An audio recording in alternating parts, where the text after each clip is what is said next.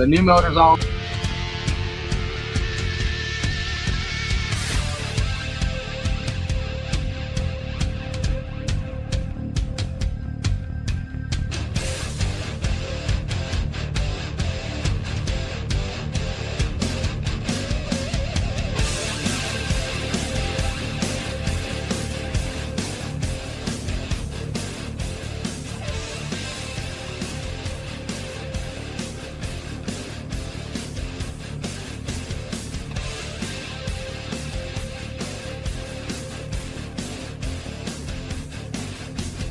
Good evening, ladies and gentlemen. Tarnation TV live tonight from the Maverick Cup Series at the High Voltage Racing League.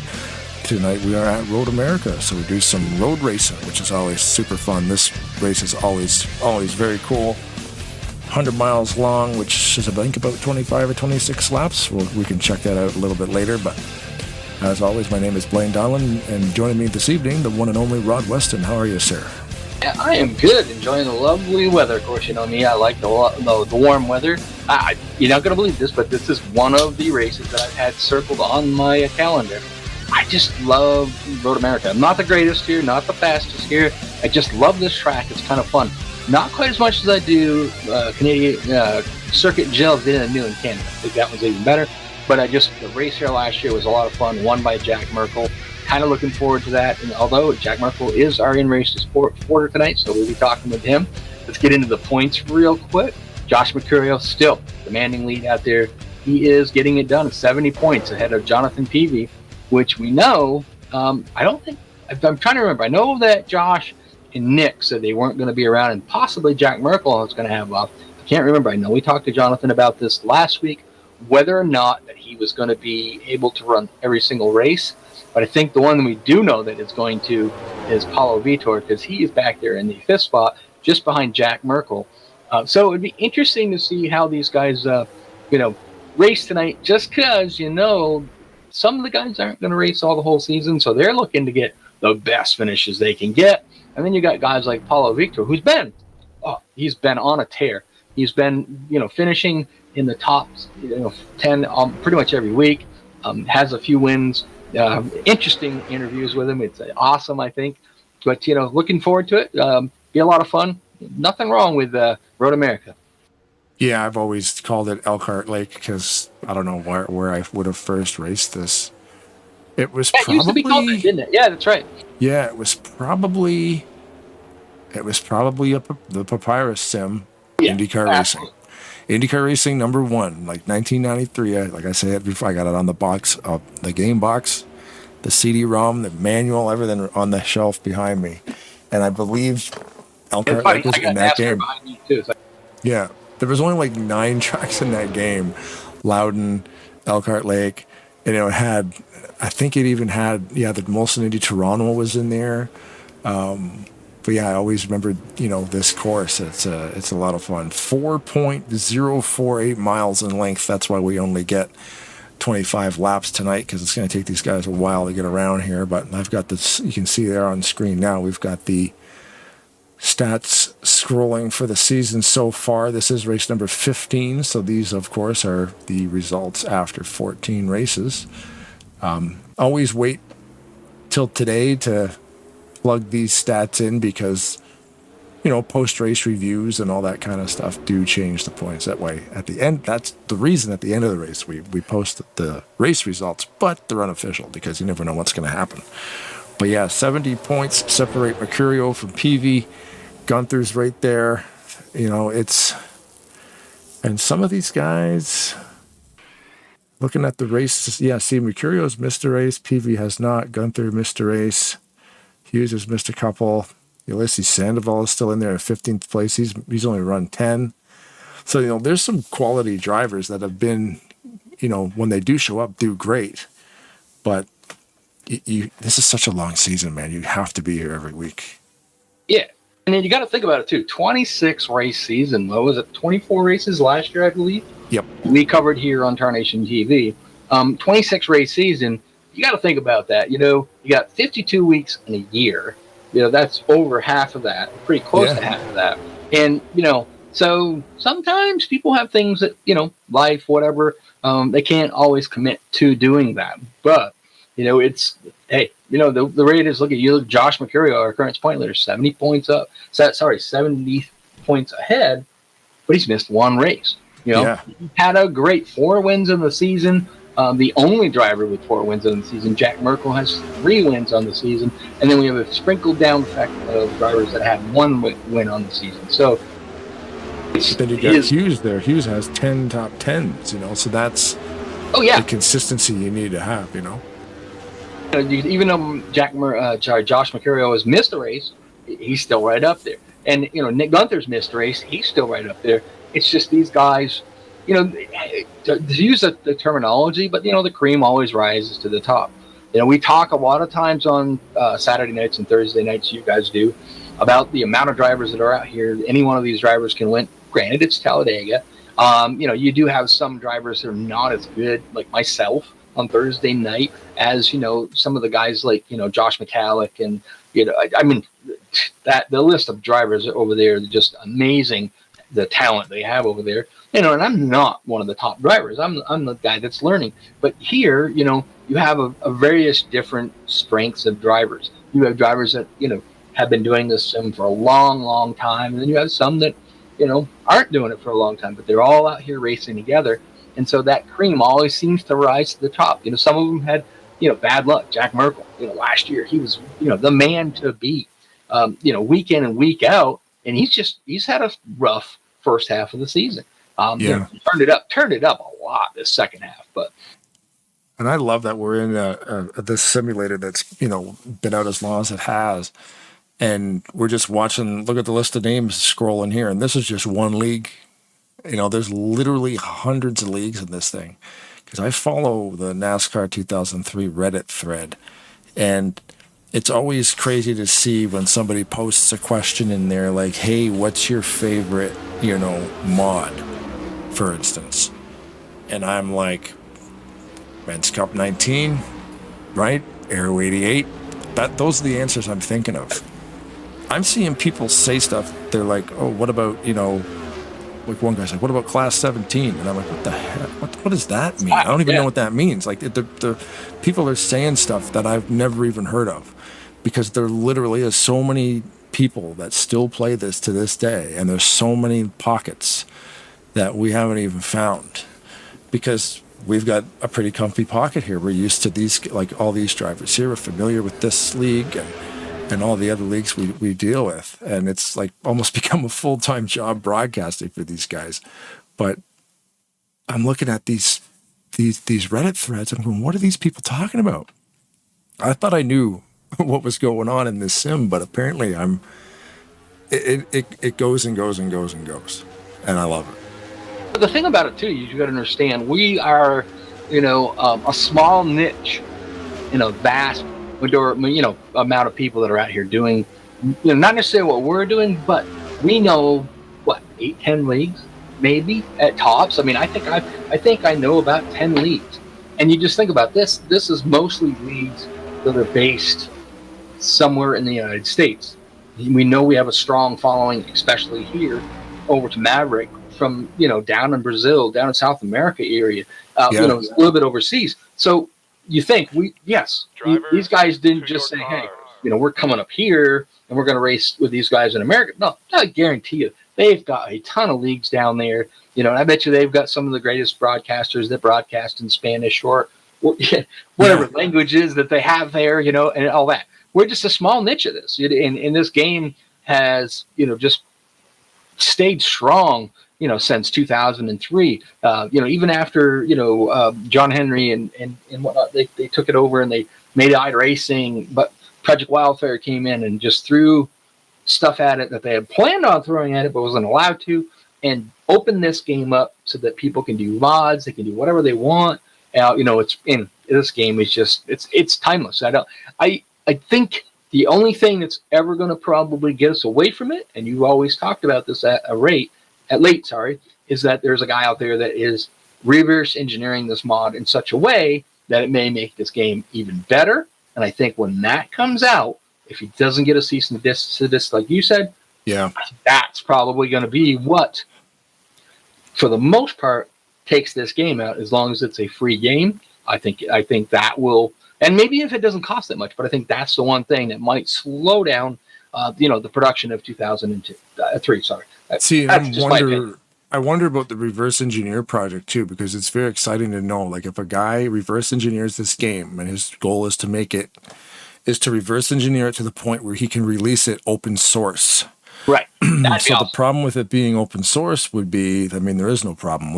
Literally anything can happen. We were talking about, you could have volumetric smoke, you could have fire, you could have wheels flying off, you could have the, increase the graphics, you could increase the technology in the tracks, dynamic walls, like when a car hits a wall hard enough, the fence breaks, you could literally do all that kind of stuff. And of course, not even stuff visually, but like behind the scenes, making it like, okay, maybe we can have 50 pit stalls, and then we can have different physics models, and we can put in, you could do whatever you want, really. But then that's the issue of when I join a league, what version of the game am I playing? Not like when we come here, what track are we running tonight? We download a track.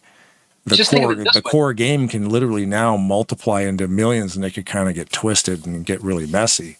This being the core game, it might just stick around because it's easy. Everybody has the core game. Everybody has the same game. If people start creating their own games, that's where it gets confusing, I think. Just think of it this way, though. You can see what they did with the source codes of this game, and then they created iRacing. Mm-hmm. You know what I mean? And they've cut down where they have dynamic tracks, weather, which means they've already ran about an hour out here. They've laid rubber down. So first time you into that corner, the car had really, really super deeper grip. An hour later, you come across there. Now all of a sudden, you've got to move out of lane, in a lane or whatever, because that track is rubbered up. That part of the track's rubbered up, and it's a little bit loose. So I mean, the sky's the limit, really. I mean, you think about what the technology of this game has expanded on, except for what they can't. Nobody's had the ability to jump in like this guy is and take the source code. But you see what they did with it with iRacing. So, you know what I mean? Just think how much better it is at iRacing. Now, I'm not promoting iRacing. iRacing is very, very good. The problem with iRacing is, for me, one, it's monthly prescription, which wasn't really the biggest issue. But I could spend 3 days working on a setup for a race that I'm going to run on Saturday. And Friday, they update the tire model. And I show up for that race with a setup that's literally freaking junk, and that's literally what took me out of iRacing.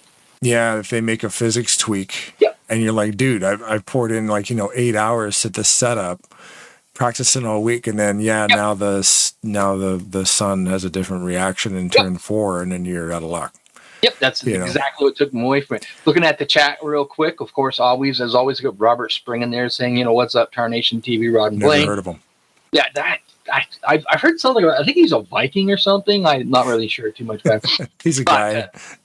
Austin the Plant, unfortunately still on his ban, serving his suspension. Bad boy, Austin. Well, Austin lives up here in New Hampshire. I'm in Vermont. He's not too far away. I can't shoot my 9mm at his back porch, but I mean, he is, over in the middle of New Hampshire-ish a little bit, but. And of course, there's Cheese Food Media. Not sure who that is. I don't know. And as always, the popcorn emoji. Thanks for that, Cheese Food Media. I always plug this once, and I'm going to do it now and be done with it. That we are up to 464 subscribers. We're trying to get to the 500. We just want to see. Me and Blaine have talked about this. You guys don't understand. There's monetization. Say it. How did it go? Monetization. Thank you. I can't. Right tonight for whatever reason, but anyways, that would allow us, maybe possibly for Blaine to make a little bit more money doing this, and we want to see what happens when we get there. So we're looking to get to that point, but you don't have to. It's all good, but that is just what we would like to see happen. Yeah, YouTube has requirements for you have to post a certain amount of videos a month that generate a certain amount of hits a month. And then the second requirement would be the subscribers.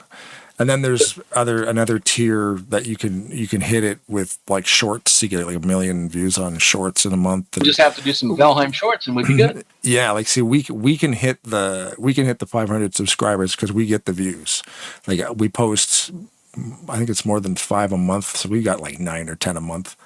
Something like that, 8 or 9 videos a month maybe that generate enough hits to do that. It's fine. That bar is checked. It's the subscriber bar that's not checked, but we're close. So that'd be kind of neat to see what happens, because then the whole background will change on the, what I mean by that, like behind the scenes will change on YouTube. Like once I get control of that, see kind of, if we qualify for monetization and what it actually yields. Like, I don't know. What are they going to do? Send me $3 every month? I don't know. Who knows? We'll find out. I mean, they have the regulations set in there for a reason, but I was thinking too about the guys who are modding this thing up recently. There's another guy, Jonathan Claddell.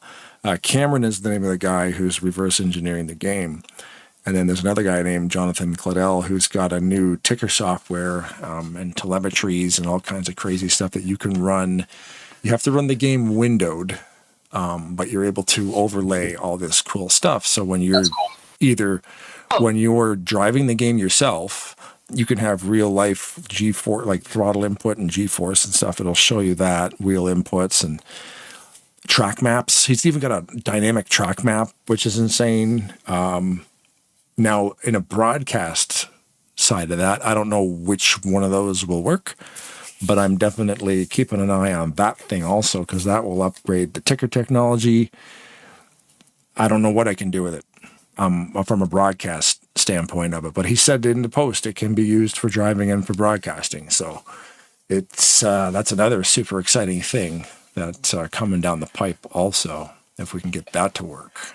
Austin, the plant, has responded to me and said he's down in southern Hampshire, which I knew he was in southern, but he's only about a mile from the Mass border, which is still not too far away from me. And then I think Cheesy Food Media, a lot of innovations in the horizons for it. Yep. Yeah. And see, I was thinking too about the reverse engineering project.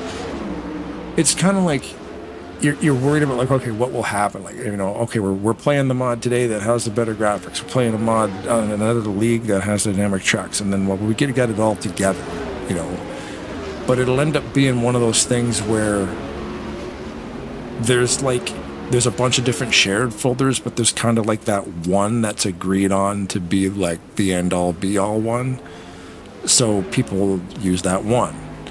So I think eventually, after people get in there and start messing with it and kind of streamline it a bit, it'll kind of be nuts for a while, all these different versions, if it ever comes out.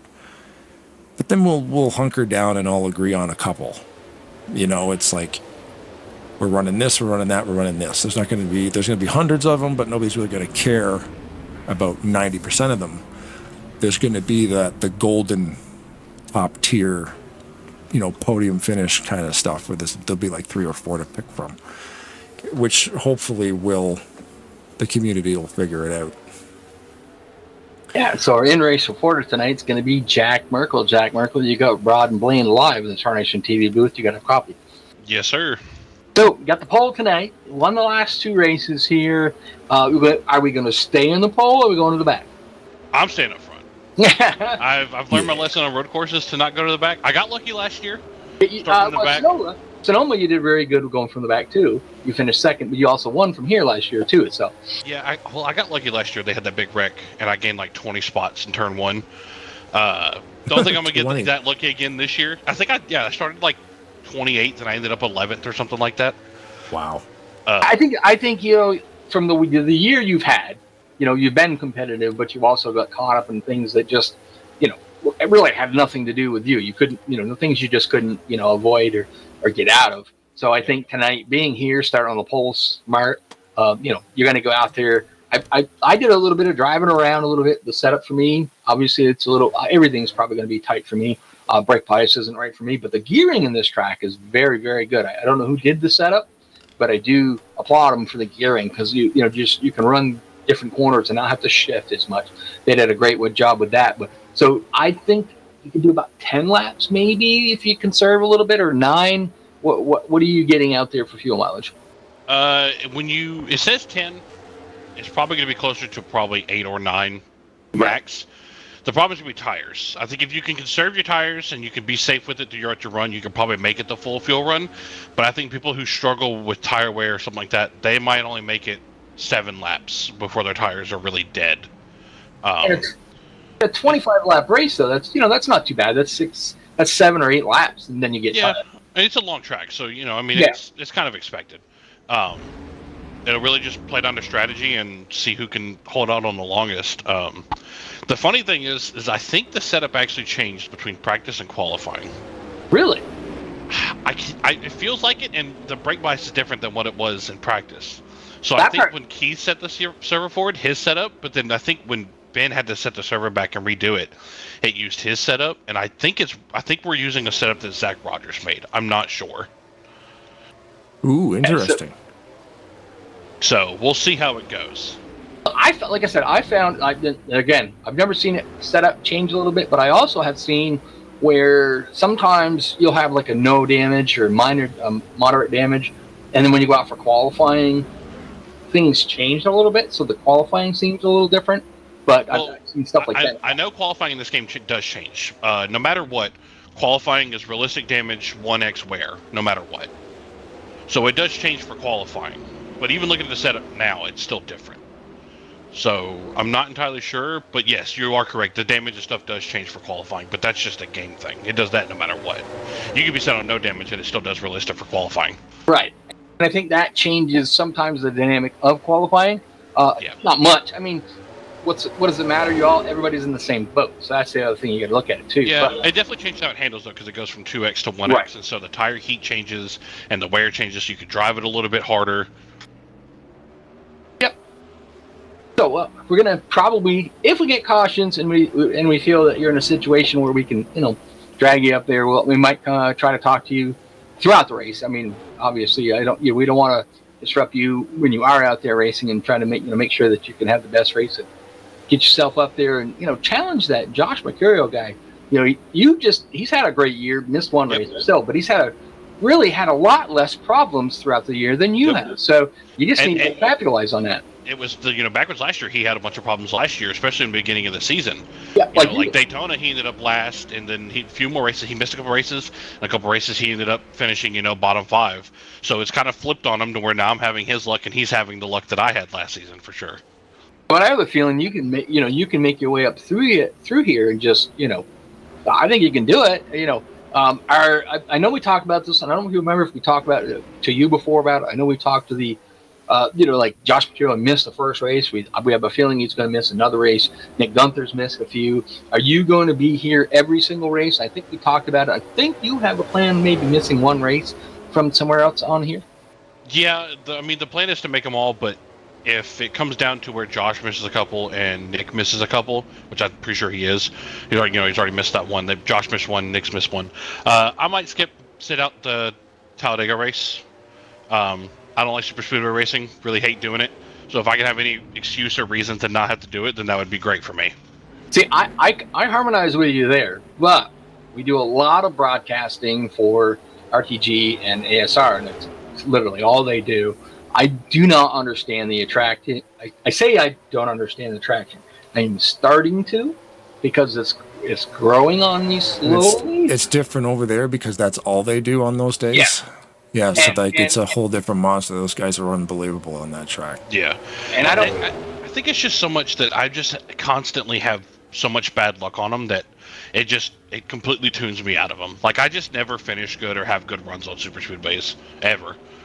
I guess what I'm trying to get at, Jack, is I think maybe, just me speaking my mind. You've probably not over here experienced the experience that you're going to experience at like maybe RTG on a Thursday night. That's very hard to get into. There's every week knockout qualifying, and then Saturday there's ASR. You should come over, run one of them races. The guys that are in there, it's just unreal racing with these guys that it took me a minute, just to get comfortable. When the first time I ever went over to Talladega Nights and they were going 3 wide, I'm like, no. I backed right out of there. I'm like, this is never going to last. A lot of fun. 8 laps. Yeah, 8 laps later, I'm still sitting back there and I'm going, they're still freaking 3 wide. Yeah. You know what I mean? don't get me the wrong way. I'm not bashing Maverick or anything like that. I'm just saying, it's the point when you race with these guys, you just all of a sudden gain a new respect for super speedway racing when you can go 3 wide, lap after lap, lap after lap. Hey, incidents happen. It's racing, but that's just so much fun. And I've been doing it on Thursday nights at RTG, and some of the best super speedway races you'll ever race with. And I'm just slowly but surely working they're getting, like I said, they're respectfully getting to the point where they trust me and stuff. So I think you should come over and try that sometime. I think you'd enjoy it. It'd make your super speedway racing a little better. I may have to.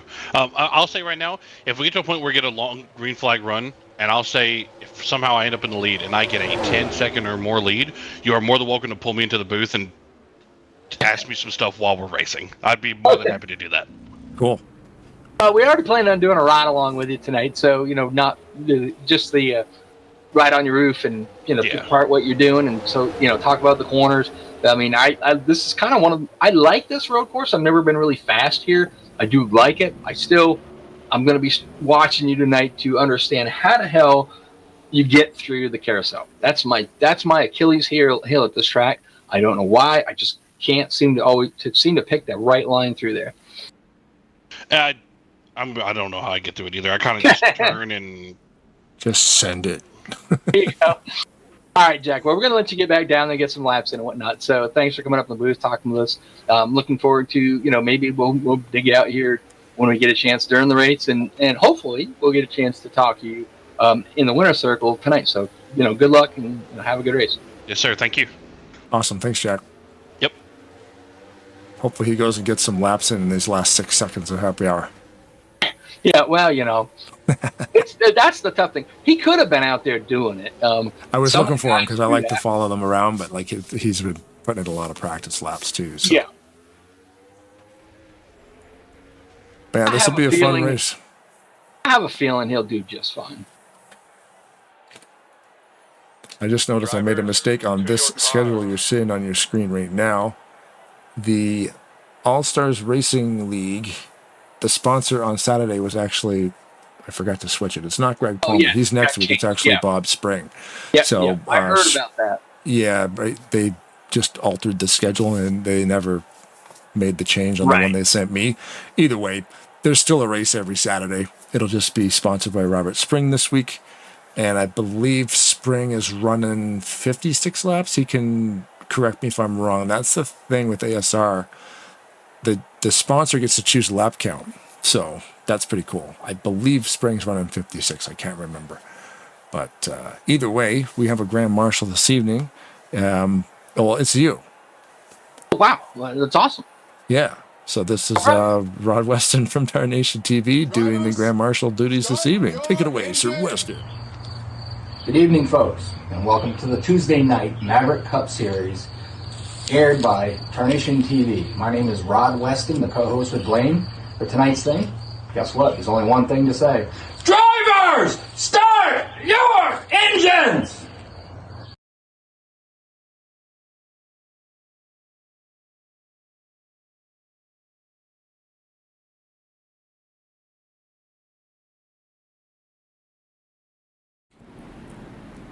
There you go, Rod Weston, in the garage with the go-karts.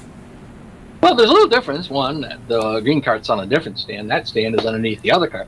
Number change on the other stand, different driver this year. And I can't say what we're doing to him for this weekend, being the fact that I don't want the karting series to know what we're doing. We got a surprise for him this weekend. We will talk about it for sure next week. But starting on the pole tonight, Jack Merkel, we talked about in-race supporter. Jonathan Peavy, currently second in points on the outside.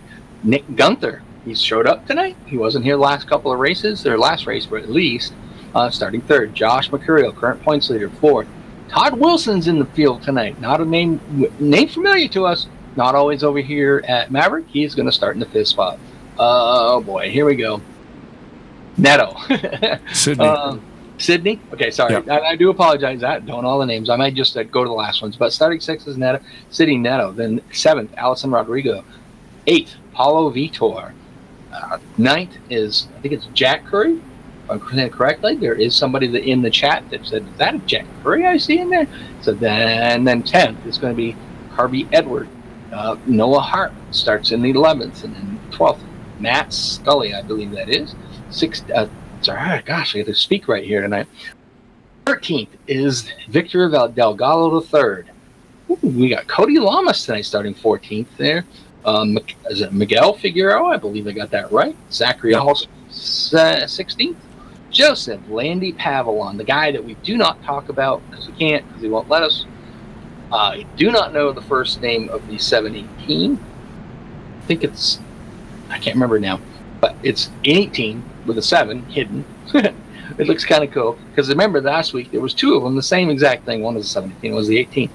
So anyways, Gararello starts in 19th. Medina's starts in 20th. Neves in 21st. 22nd is Matt McIntyre. 23rd is Noah Wetzel. We talked to him earlier. Hasn't been here. I think his first race of the season this year. He ran every race last year, not tonight. First time is his first time he's been here. So 24th is Kennedy. 25th is Young. 26th is Christian Torres. 27th is the one, the only Benjamin Snyder. Starting right outside of him, Matt Snyder. Oh, look at that. I beat you tonight. Nice. There we go. 30th is Garcia. I knew you had it in you. Doesn't happen very often. And then 23rd is RJ Bishop.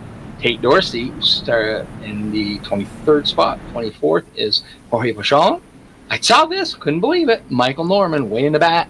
Keith Hughes is going to start the race. I guarantee he won't be here very long. I'm still trying to work out a deal with him so we can switch spots for a night.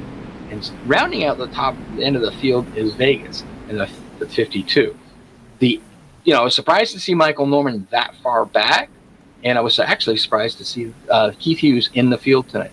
We are going to really quickly, before I give Blaine a chance to talk, we're going to go. We have 20 drivers from the United States. We have 6 from Brazil, 1 from Argentina, 1 from Australia. I can't remember the Australian driver because you should know that. 1 from Colombia, 1 from Ecuador, 1 from Mexico, and 1 from Venezuela. I want to say the Australian guy is Scully, but I think I'm wrong. I'm not positive. Sometimes I think it's Trek, and then sometimes I think it's Scully, and I can never remember who it is. I remember either. So anyways, we have 7 Dodges, 7 Fords, 6 Lexus, 4 Cadillacs, 4 Chevys, 4 Toyotas, and 3 Kias. But he doesn't list the Honda there tonight. So, yes, it's going to probably, I'm assuming, he has put down that the 82 is not racing. Okay. Well, that makes sense. He's probably just doing a starting park or indoor. He may not even be doing that. It's just there, you know what I mean? Like us, we're in the qualifying lineup only because we're there. Right. So Heath, let's get together, let's talk. I'll run these road courses for you. You come up here and you can sit in the booth and take my spot. That would be fun to do that. Because you'll run a road course all day. Like, let's go, Not that I want to go out and that I'm racing. Just the guy doesn't run them. Let's get your car points up there. Maybe that's what I mean. Yeah, you'll jump in the 82 and drive his car. I may not be the fastest road course racer out of it. The one thing I will do is try to keep all 4 fenders on it, and you won't get last. Oh no. Do I have a chance out here to beat Jack Merkel? No way. I'm smart enough to know that. Yeah, don't try to do that. Try to get a top 10 maybe. Oh, no. Make realistic goals, right? I would to me, it's more about staying on the track. That's exactly what, that I'd be doing.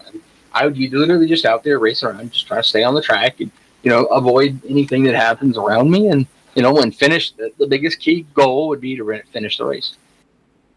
All right, they're coming to the start-finish line here. We're going to get a good look on the flag stand. Trying to find a camera view I like. I'm not sure I like DV1 yet. This car does make that trip down pit road. That car looks almost like one of McIntyre's cars. Look at it real close. It's the way, or is that? No, it is. Wait a minute. So that's what it is. It is McIntyre tire that's going down pit road. So that's kind of a weird thing. See, people are worried about the first turn, but these guys are good at turn number 1, man. Well, it's for the initial start. It's the great thing about it is that you're not really full speed. What you're going to do on lap 2, right? So That's what makes it a little bit better. And these guys just drove through there like I don't see any issues as of yet. Now remember, these are admin controlled cautions. The caution will not come out for somebody that goes out in the grass, spins around by themselves. The admins, which would be Keith Hughes tonight, who's watching the race.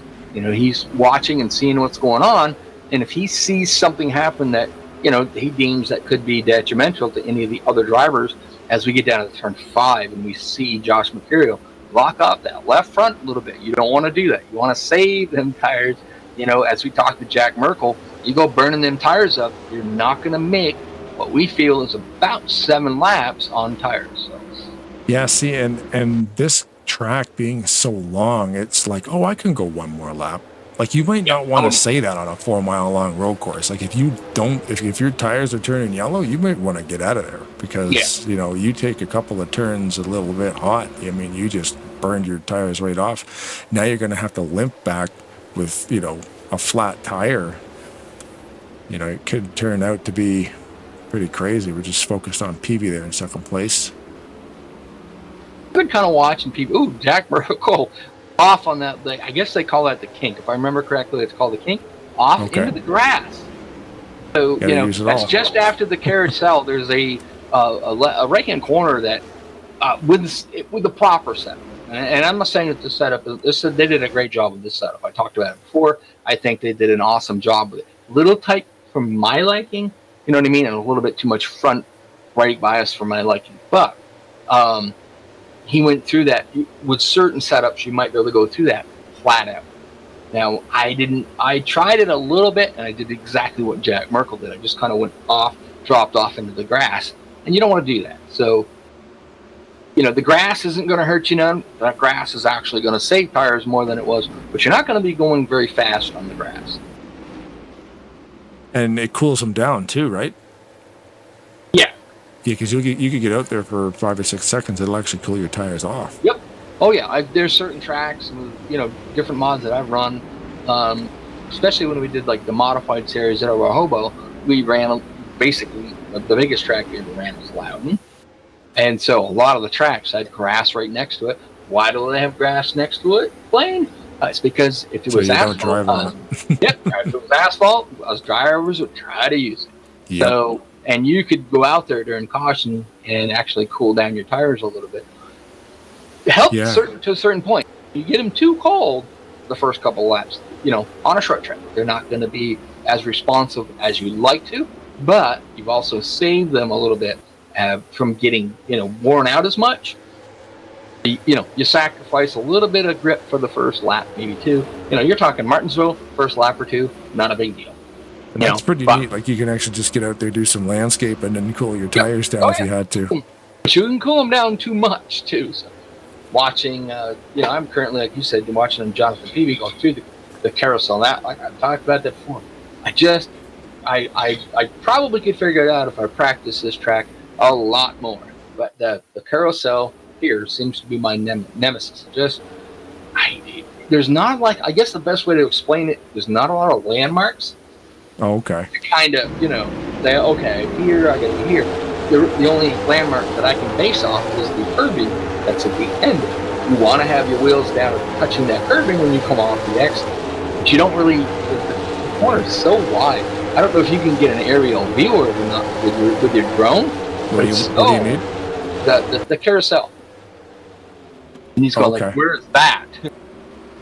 You go under there, down the, I think 7, 1, 2. I think it's turn 7.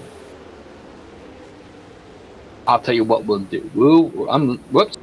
Tell me, see, I'm not really good with like the nicknames of corners and stuff. Do you want to ride along with like Merkel and go for a ride with him? Figure out where he is. So he's in 3 or 5, depending on how you consider it.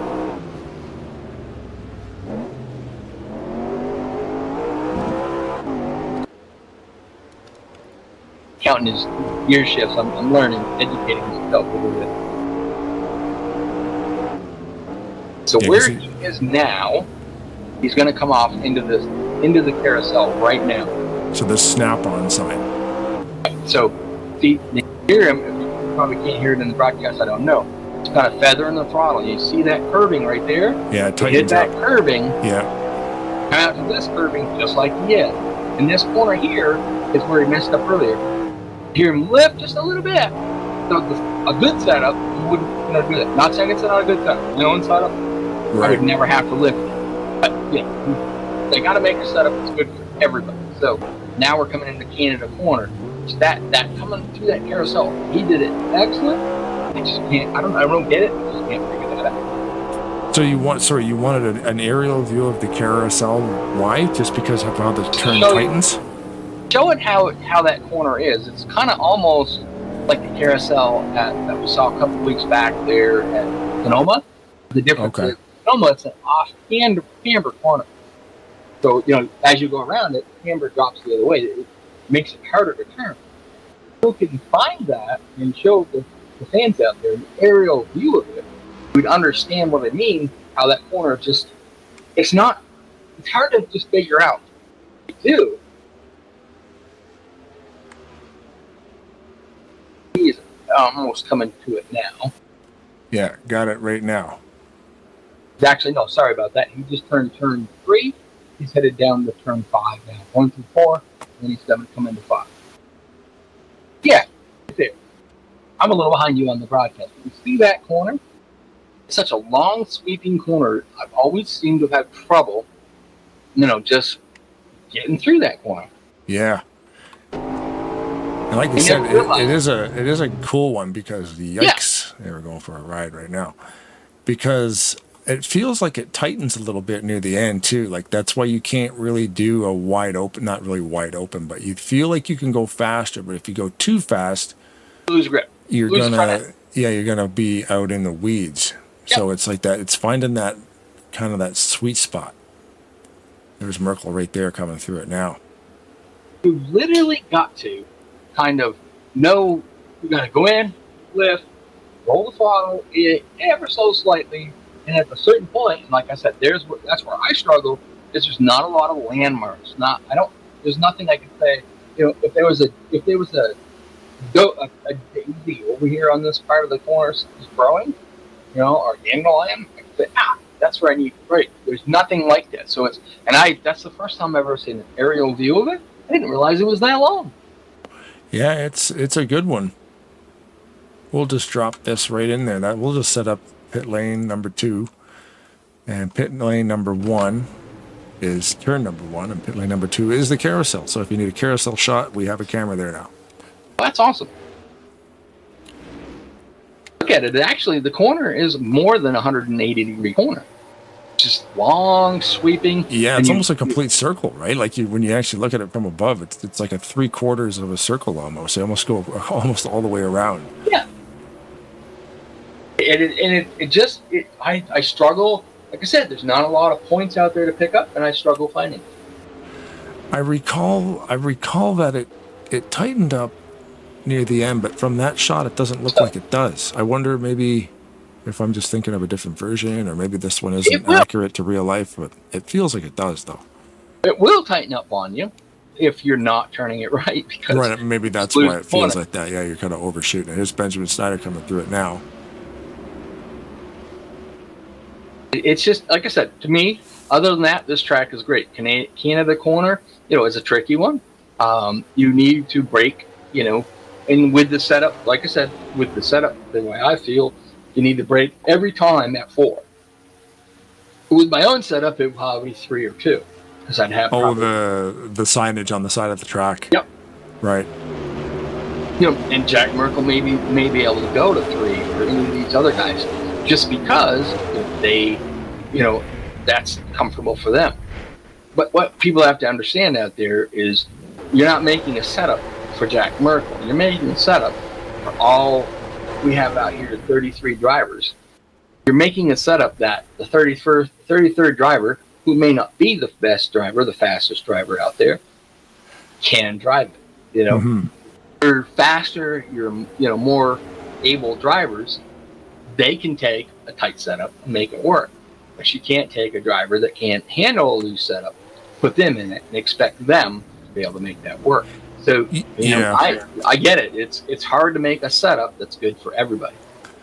And in like an open setup league, you've got a different, people like I can't really get in the garage and know what I really need. So fixed is cool. I do like open because I know some stuff. And I would just choose a solid baseline setup. Or even just use the fast or the expert setup from the game and then tweak it a little bit here and there if I need to. Where there's other guys like you could build one right from the ground up from scratch, set everything to 0, and then just get in there and build a legitimate setup. And I always found it crazy, like, when you're on an oval, I find it easier in my brain to figure out what I need. On a road course, you turn in left, you're right, you're going uphill, downhill, hairpin turns. Like, there's so many variables. Like, how come you don't? The car should, in my mind, should just be neutral. The first thing you do is you change your front end geometry, change it to the same thing every time, then go out and turn a lap, and then you figure out what it does. So remember earlier we had, obviously that's perfect because you're on Noah Wexel right now. He hopped in. We were talking to him earlier, and just chatting with him a little bit. And whoops, it looks. I'm on Noah now. Yellow? Oh, we have a yellow, yes. I was going to say, I think we have a yellow flag condition. Jack Merkel was slowed down. I don't know, but I thought he was going to try to let Matt McIntyre go by him, but I guess not. So I was kind of curious about that. Noah Wetzel was in there earlier, and he hadn't been here all season. He just his first race that he's racing. And, he came in, and he was pretty proud of himself. He was like, I'm faster than you are. And I just thinking about it on the off, a little bit. I say, I'm going to issue a challenge to Noah Wetzel. Come over on ASR on Wednesday night and run with us there. And then you can show me what you can do. Right. Open setup. Yeah. That's totally different. I take this setup and I would change the front springs. I would change the front bump, combustion rebound. And then I would obviously change probably the brake bias a ton and make it be a whole lot. Ooh, Matt McIntyre did not make Canada corner. Is Under that the caution. reason for the yellow? I can't. No. Just under caution, Matt McIntyre didn't make the corner. So now we're 6 laps into this. Now remember, we talked with Jack Merkel earlier. Obviously, Merkel a little out there on the curbs, got a little sideways there, but they're going to come up. This is going to be lap 7 when they get there. That's you can't ask for a better timed yellow. Mm-hmm. Exactly. Yeah, you're opening. You kind of got to come for tires anyway. Not for Jack Merkel, for the rest of the field, just because they knew they could only do. Jack was saying you could probably do 7, maybe 8 laps saving. We got 25 to go. So out of that, you're probably looking at a 7 lap, and an 8 lap. How are you going to run those? Well, when we come around this time by, it's going to be lap 8. So now we should be brought it down because they're going to pit. We should see 7 and 7. If we go green all the way, that's lines up perfect for the rest of the field. I don't think it lines up as perfect for Jack Merkel because we've seen Jack Merkel in his pitting. He gets in, he gets out, he's amazingly fast with it. So looks like we just saw the point of caution there. Ben Snyder got into the kitty litter coming up into the last turn, and then Cody Lamas came around the corner and drove right into him. So that'll bring out yellow number 1. Looking at the drivers right now, Jack Merkel obviously has led for the only lead laps thus far. We right now currently have Jonathan Peavy in 2nd. We have Nick Gunther in 3rd, Josh McCarroll in 4th, and I want to say Cody Lamas, but it's not Cody Lamas because Cody Lamas runs 84 over here where we normally see him run the 48 everywhere else he is. So I believe that is Jack Curry that is substituting for Austin LaPlante tonight. I should say Austin, the Bandit LaPlante. Yeah, I was going to say he'd give us a whole rundown of the names of all the turns in there, Austin LaPlante in the YouTube chat. That's awesome. Thanks, Austin. Oh, and Cheese Food Media asks, ASR runs Wednesdays? Yes, they do. Open setup on Wednesdays. And you want to find, if you want good racing, get over there on a Wednesday. Then they run open setups and they follow the NASCAR schedule. If you want the chance to race against Rod Weston, It's where I'm normally at, unless we're doing a damn broadcast. But no, sorry, those are coming. We're running. Yeah, I know. RTG hired us for Wednesdays, so I raced there last year and was looking forward to running in the complete season, trying to go for the points. I knew I didn't have a chance. Right now, I know Dennis Chambers was the points leader over there. You know, there's some talented guys over there. Awesome to race with. You know, great group of guys. But unfortunately, I missed the first race. And then all of a sudden, you know, the old Tarnation TV came a-calling, and we did 5 races, you know, for TMP. Not complaining. Great group of guys. Love to do it for them. But it also, it kind of took me out of the championships. I missed a few races last week. You know, I had Robert Spring and Kim up here, and you know, that was fun. I decided not to race and, you know, do things with them. But you know, it's a fun. If you love open speedways, you gotta come do it. Just taking a look at all these cool cars right now. So rolling up, probably going to see some pit stops coming here too. For sure. I would be surprised if we didn't see anybody pit. But then again, you know, if you're, you know, look at the points, I guess. If you're 10th, 11th in points, so, you know, let's say you're Noah Hart. You got a chance, maybe, I don't know where Noah is. Noah is in the field right now, currently 12th. Okay.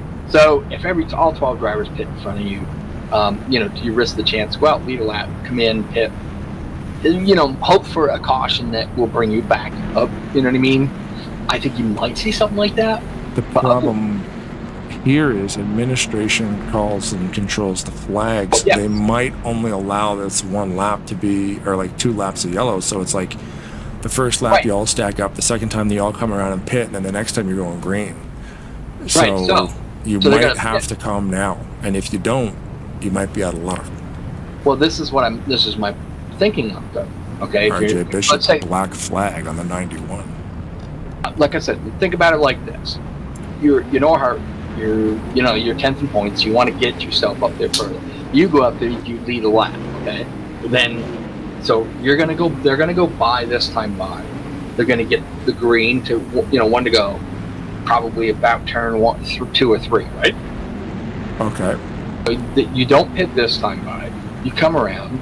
They're going to go for the green. You go up pit road. You pit. You take 4 tires fuel. You come out. Now you're racing by yourself. That's true. Nobody's around you. You can do your best laps. You're hoping that caution will fall at the right moment. That will possibly be like the caution you just felt. Okay. So it's happened to be really the perfect moment. And I tell you what, we have 2 drivers that are doing it. Noah's staying out, yep. So Noah, is it Noah Hart that, hold on. And Dylan Young. Dylan Young, okay, so Dylan Young. Wait, they might be a lap down, 1 second. Dylan's a lap down, and so is Matt McIntyre. So if they're a lap down and not allowed to pit this time by. That's true, yeah. Is RJ Bishop a lap down? RJ Bishop, no. He just, everything just moved around, so he's in a different spot now. RJ, where'd you go, man? He's on there. He's on the list somewhere. I was just looking at him. See my point. So the lights just went out. He's right there. It says he's 11. So what you're having is Noah Wetzel stayed out led a lap, okay? So I mean, it says he's 11th, but he's not, because there was guys on the other side of the pit wall that would take that spot. So yeah. Yep. So Noah Wetzel stayed out, led a lap. Dylan Young was the wave around. Okay. Yeah. Dylan Young is already gone past the waste car. He's cranking that Dodge Dart up as fast as he humanly possibly can without wrecking or killing his tires. He's going to come around, pit, guaranteed, take 4 tires, get back out there. You see what I mean? Mm-hmm. That's what Noah Wetzel's going to do. He's going to go around probably because he can't go. We know he can't go too far, but he's going to go out. He's going to come in, pit, right? Yeah, it's going to be a little behind, but if a caution comes out, is he really? Right, exactly. I would expect somebody that's in the points that is, not up there in the front to make that, maybe to do that. You know what I mean? And you're talking about a 4-mile lap. Like, that's a good It's a good call. As Dylan Young, with worn out tires, trying to get around there as fast as he can, hits just before the carousel and decides to go. I think he saw a pebble out there that, has that, the old saying goes, "Hey, look, a rock." Yeah. He overshot. He's doing exactly what I said. What he's got to do. He's got to try to go around there as fast as he can, so he can pit, get out, and get around here before the race starts back to green. Just overshot. I don't know the corners, and we need Austin LaPlante up here in the booth because he knows the corners. Too bad Austin wasn't here. Maybe we'd bring him up in the booth and he can help us out with the commentating tonight. Yeah, he's watching, but he's not in the TeamSpeak channel. Oh, Dylan, that tires have got to be worn out. Canada corner, same thing. He didn't go as far off this time, but he was pushing it.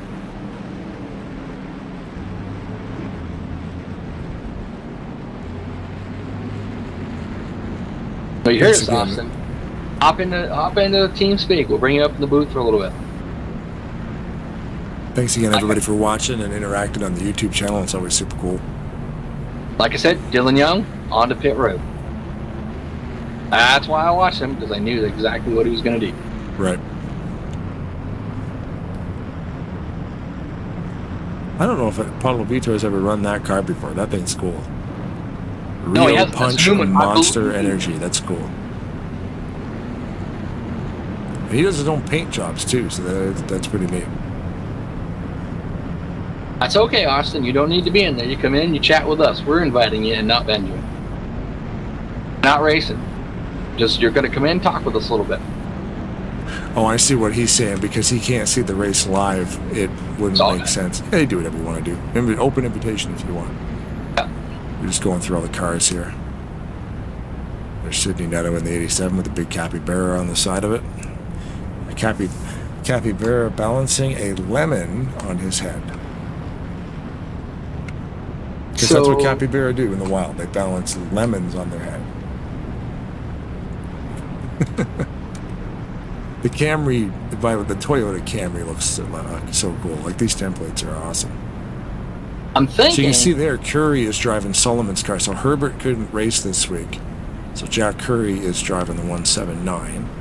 That was Ben did tell us that before the race. Yep. So like that's what you would do for Hughes. Get up here, Keith. Let Weston drive that rig. You'll have a big cat face on the side of it, and Weston will drive that thing to victory lane. Yeah. No, I'll drive it to a finish. I'll drive it to the checkered flag. Yeah. Yeah. I'm not as good as Jack Merkel or Jonathan Peavy, Josh McCarrow. I am no road course specialist. I just, there are some of the road courses that I do like, but but I would at least get his car ownership points up there a little bit higher. So Bishop, why does it still say that Bishop is in 11? I don't have a mellow yellow car, Benjamin. I have a Jaeger-Bomb car. Why does it say Bishop's in 11? Because he's made 3 pit stops already tonight. Yeah, but would he not be a lap No, in? Wetzel's going to do exactly what I thought he was going to. He is going to pull into pit road. He basically, I guarantee you what's happened. They pitted last time by, right? So he was deep enough into the field by the time he got to the start-finish line. It was going to show him at 11th. Now, when he hits the finish line this time by as we take the green, gotcha. He's going to be the leader. Yeah, because the laps are so long, he hasn't gone around to reset it yet. Right, so he's pitted 3 times. Yeah. So somehow along something's happened, but he's made up that time. Oh. This guy's coming back out. Yeah, now he's in first, so it's saying it's right now. No. Oh, did it go green now? Yeah, it just went green. Oh, that was weird. They went past the flag and stand a mile ago. That did not work out very well for Jack Merkel, because RJ Bishop missed the start. Jonathan Peavy got down on the inside of him, as well as Josh Mercurio and Nick Gunther. So, RJ Bishop kind of slowed that line down for Jack Merkel. He was unable to get a good run, which kind of got to the point where 4, 5, 6 cars, now 7 are going to go buy him only because he's out there probably on a bit older tires. Remember, we talked before with Jack Merkel. He said something about tires are going to be more important than fuel. So RJ Bishop, a gamble, he got a lap lead. Yep. And that's always going to work out. Yep, always worth getting a lap lead. And we are under caution again. So think about this. Did RJ Bishop do anything wrong? Was it a smart strategy? Absolutely. Did Noah Wetzel? Guess what? Noah Wetzel's going to be maybe last car on the lead lap, right? But he's going to be at the back of the field versus half its lap away. So right, yeah, he'll be with the pack. Yeah, great. Yeah. If I'm RJ Bishop, I go this time by. I pit 4 tires fuel. Right now, you're still kind of within that 7 lap range, but you're going to have fresher tires than everybody else. Is that going to be a real big advantage? Well, you're talking about 33 car field. If you end up being the only one that comes in and pits, we know that Wetzel's going to be in the back. If he's wise, he'd come in and pit 2, take 4 tires. Why not? What are you going to lose? Maybe a spot, maybe 2. You go out there with fresh tires. You might be able to work your way up through that methodically through the field, just because you have the fresher tires than the rest of the field. I'd be very much surprised to see the top 10, maybe even the top 15 pit this time, but it could happen. Yeah. I mean, again, such a long track, anything's possible. We're just trying to find out what happened here. I'm focused on the pace car currently, trying to find out when the lights came on to see where the yellow is. Right now, we're just waiting. The pit roads are closed. We're just basically getting back to the start-finish line to, establish that it is under caution. Then, they're going to do 1 lap around. We're going to be at lap 10 of 25. So when you think about it, if you're, RJ Bishop and if you're Noah Wetzel, this really might have been a very good strategy. Was that a great strategy before? It was an iffy strategy. But the caution fell at the right moment. It might not be a bad thing for it. It might work out. Oh, we found it here. Okay, so it looks like Lucas Kennedy. We'll get a helicopter view here. This might be easier on a helicopter. Slow motion. Let's actually show people what I'm looking at. Okay. The offer does still stand. Austin, come on in TeamSpeak, and we'll drag you up. Never mind. I see it. Let's do it. Let's get him up here. Oh, Nevis got into Kennedy. What? He is sitting down there in the waiting room waiting for us. Austin, the Bandit, the Plant. How are you doing, my friend? I'm doing well. How are you guys doing? We're doing awesome. Sad to see you not out here tonight. Obviously, incurred a little bit of a penalty, but that's okay. I'm glad to see you in the chat. Don't mind having you up here and talking. You obviously know these corners a whole lot better than I do. Well, off and on, but as I said in the chat, I looked at their website to know all their names, and there were some names that's, if you ever watched any of the old kart, IndyCar, or NASCAR races, there are some track names or turn names that they never mentioned in the broadcast. Oh, okay, because I know Canada Corner, I know the Carousel, I just don't know the rest of them, as far as what they call, name-wise. Or the King. After the Carousel, the King. Just looking at the replay in the turn 3, case of late braking and didn't brake at the right time caused that caution. Yep. Yeah, there was a definitely hard contact there. Just guys with different braking zones. Should have thought about it there, Austin. Robert Spring and his wife Kim had come up from Ohio, spent last week with me, and never even thought about it. We should have reached out and. The 3 of us gone out to dinner or something like that, or 4 of us. That would have been kind of fun. No, that'll be more of an awkwardness. No! Since I never met you in real life, I'm just realizing now that you were in a wheelchair. I'm sorry about that. Don't worry about that, buddy. That's not anything that slows me down. So, believe it or not, Austin, I race go-karts. Oh, that I saw from the starting the command. And, so in a way, you were basically Robert Wickens in a way? I don't know who Robert Wickens is, but... What? 25 champion in the senior. I'm a little shocked. So, I don't sit there and go find my hero that's a guy in a wheelchair. My hero in a wheelchair is Aaron Wheels Farmington. Go watch Nitro Searches. Oh, The kid in really? that No. green wheelchair, it does crazy stunts. Oh, if you're talking nitro circuits, that's going to be insane. Front flips, back flips. You know, those guys go over with their skateboards, their bikes, and all that stuff. He goes over that and does front flips and back flips. In the chair. In the chair. Oh, man. That's a It's custom one chair. crazy- No, One other thing, Rod, I just want to note, if you never saw it, Todd Wilson was the 2022 Maverick Cup Series champ. we did see that in the chat. We don't always bring all the chat up. We try to, but always there's usually a lot going on the racetrack, and chat is kind of one of those things we refer to when things get a little boring.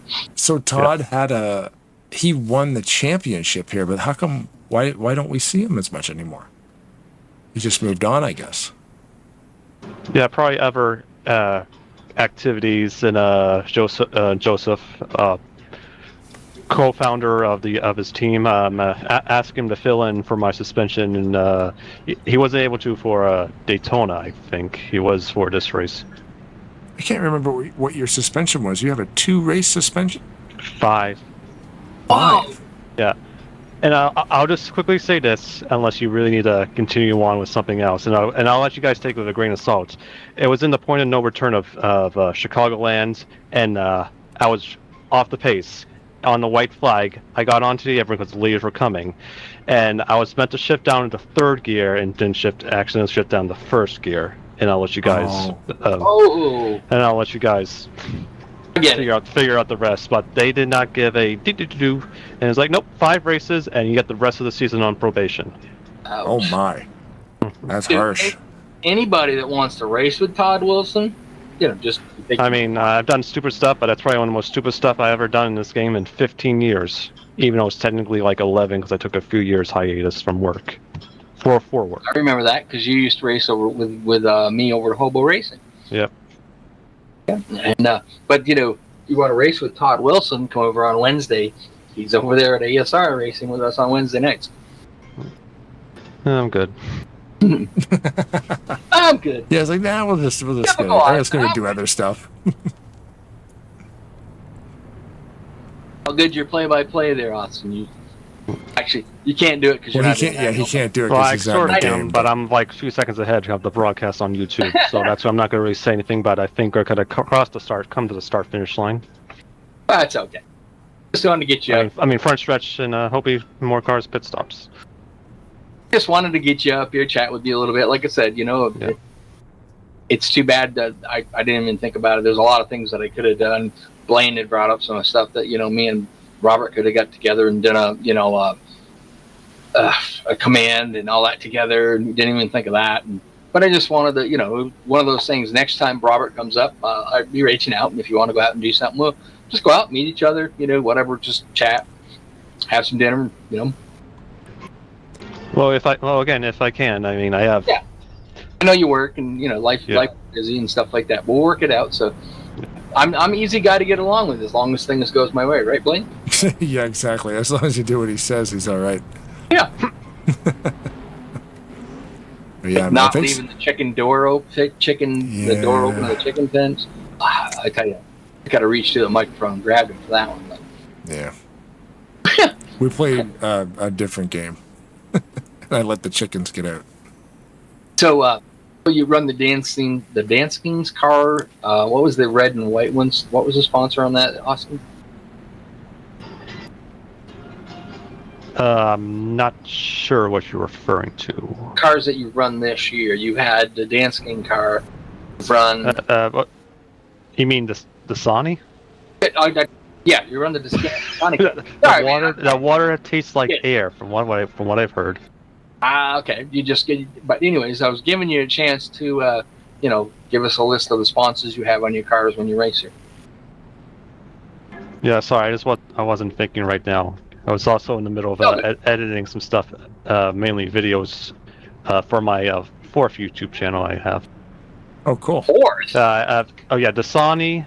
I also have the Diet Coke. on real throwback tracks, throwback lows from Jimmy Johnson, and a local that Joseph went when he visits Massachusetts called Zipdigs, which was a local restaurant in Brookline, I believe, in Mass. Oh, Very that's cool. Yeah, the localized stuff's always neat. Yeah, I'm more likely going to run that in New Hampshire when I get there, because at that time my suspension will be done. Perfect. Or served. Served. Just don't go out and get another one, right? Well, if we ran the same New Hampshire we ran last season, where I almost pulled it upsets, I may have a chance. But I'm still just getting used to this new wheel I have now, which is a Logitech G29. Oh, nice. What did you run before that? A Driving Force GT. Oh, cool. Pretty good step up. Obviously, if you're running a G29, you're not running Windows 11. Ooh. That means I am. Oh, and it's working. So yeah, you haven't updated Windows. I've heard some guys have problems getting it to run, but it's probably just going back a couple of years and grabbing the old software. I think it's the 27 that once you get to a certain update, it stops working. We just had that with Bob Spring. We've had that with Bob Sire. We've had it, a few other guys. They ended up going to Windows 11, and then all of a sudden their Logitech wheels no longer work. So. But that might just be rolling back the software, right? Like you could go back and get software from like 2022 and then just turn auto updates off, and it'd probably be all right. Benjamin Snyder said he's running Windows 11 using a 29, but the 27s and the 25s will not work. I can get it working. I'm sure I could too, but I don't run those wheels. I'm a TSW man. Just tell Windows it's like a legacy wheel or something. It'll just do. All I need to do is left and right and gas and clutch. What's funny though is Robert Spring looks at my wheel and goes, "Where's the force feedback?" Right there in those springs. Where it's more like force centering, like a center spring. That's all it is. It is. There's no feedback at all. It's just a center spring. It adds a little bit of resistance when you turn. Yeah. I don't know if I could race without force feedback. I've had it for so long. Well, up to you, Austin. You want to stay up here with us and hang out in the booth? I mean, it's up to you guys. Is it okay if you want me up here, or is it just you two fine by yourself? I have no problem with it at all, my friend. Yeah, I don't have a problem with it. I mean, it's a shame you can't see the race. I don't know how that's going to work, but I mean, I'll do my best just to back up just a little, so I can just sort of call you, as long as your game doesn't crash. Just keep an eye on what's going on. You see something, message it. How's that sound? That could work too. Yeah, that's fine. We'll see you coming to the restart, getting close to halfway. Yeah, pace car makes a trip down pit road. We got Jonathan Peavy as a control car, closely followed by Josh Mercurio, and then Jack Merkel, who lost out on that last restart due to the fact that RJ Bishop was up there, kind of slowed him down. We're not picking on RJ Bishop. It just happened. I bet you're picking on me, because most of the guys hate me because of the dumb stuff I do in the past. But I'm going to get that off my chest now. I enjoyed racing with you as we go green. Ooh! Oh man! Your car out there, Jack. No, it's Todd Wilson gets a little bit of a shove out of line, gets a really good push out of the line there. Jonathan Peavy makes it into turn one. He's got Josh Mercurio and Jack Merkel tight behind him.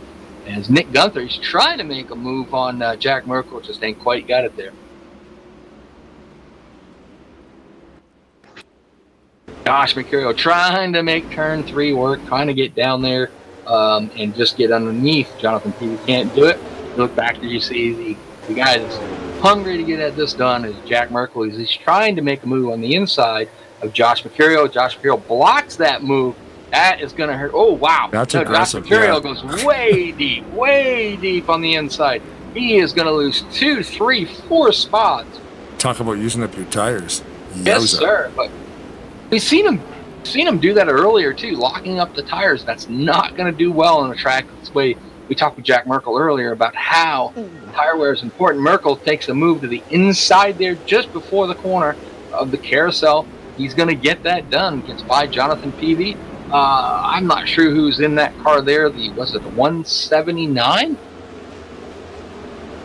being very aggressive. Oh, into the side. That's Jack Curry, by the way. Okay, that's right. Jack Curry, the guy that subbed to you last. I think Joseph said satellite team to Solomon JLP Racing. That's Owl's Esport Racing.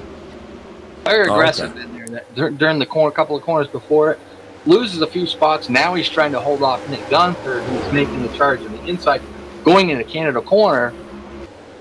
Jack Merkel is able to survive Jonathan Peavy and his. You want to go side by side in the kink? That is never good. Never going to be good. Never going to be good there. These guys are using all the fenders. Oh, I think we got. Yeah, looks like Mercurio is off track. Sidney Netto with them.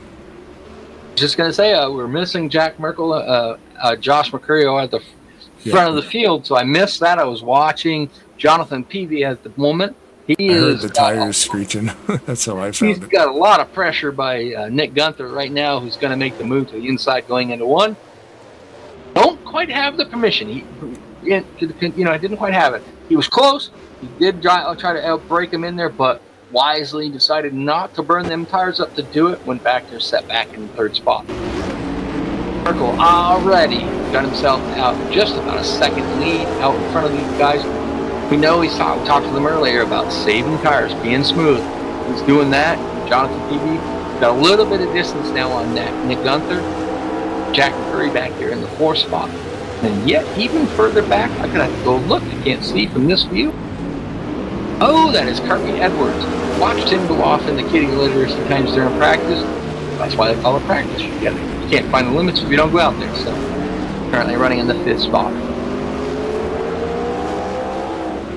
No surprise, Pavel Vitor. He is currently in the sixth spot. That new paint scheme, we believe that he hasn't run that yet this year. It's still a monster paint scheme, but green, one of my favorite colors, as you saw from my go-kart earlier in the invocation there. So,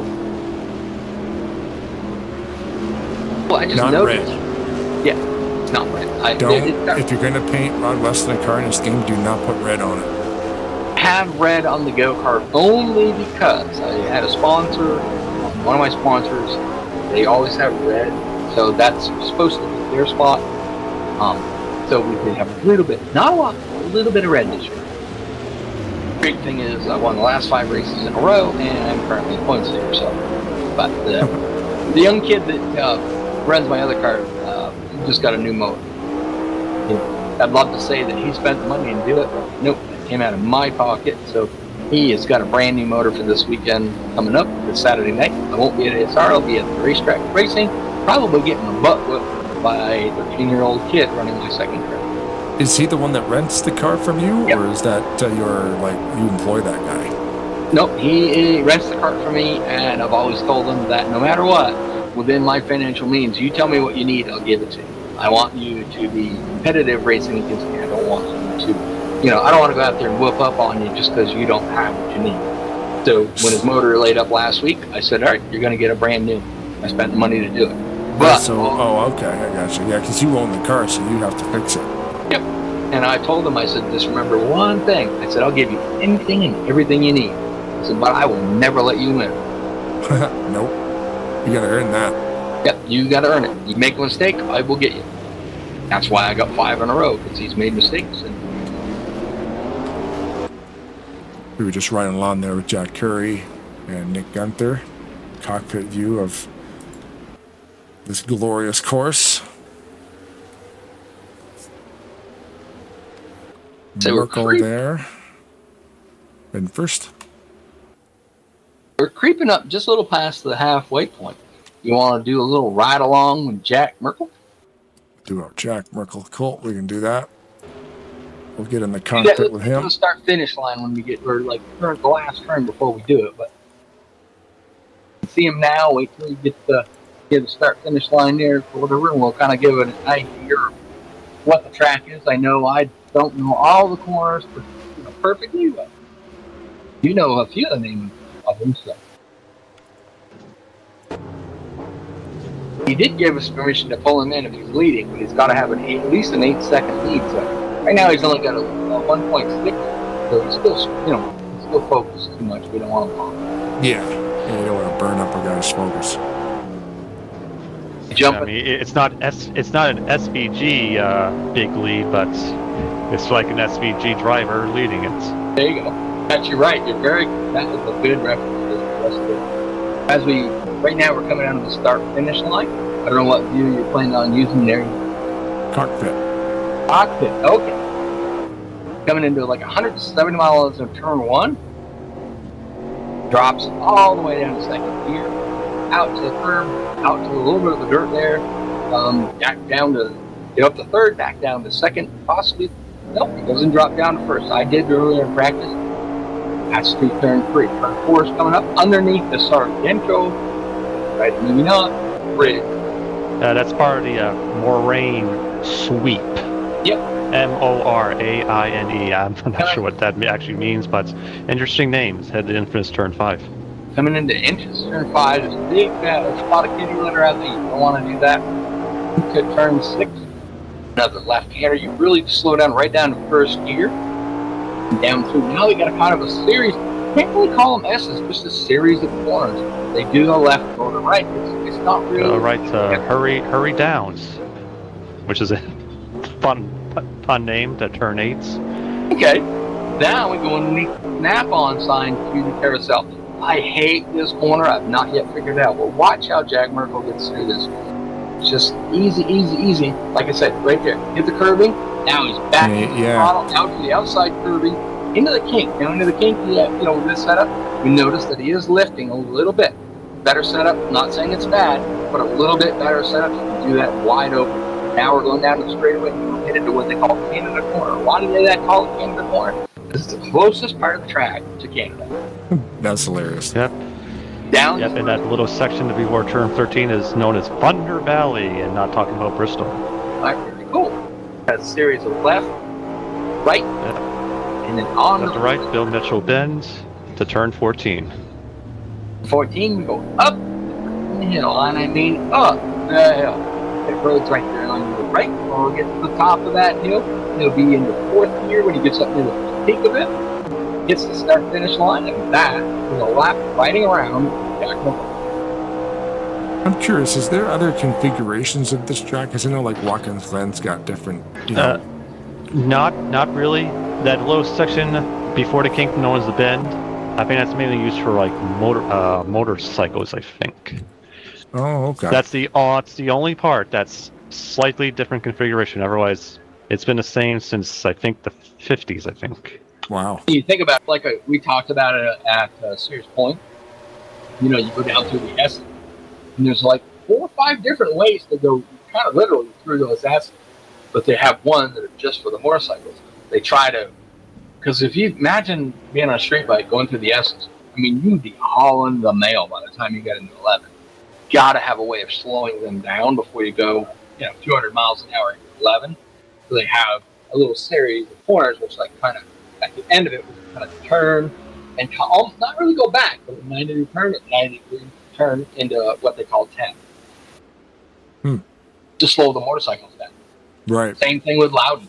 Go to Loudon, they don't run the road course like the Cup cars or the 24-hour cars, the IMSA cars there. They have a little bit different track just to kind of slow them down a little bit differently in different spots of the track.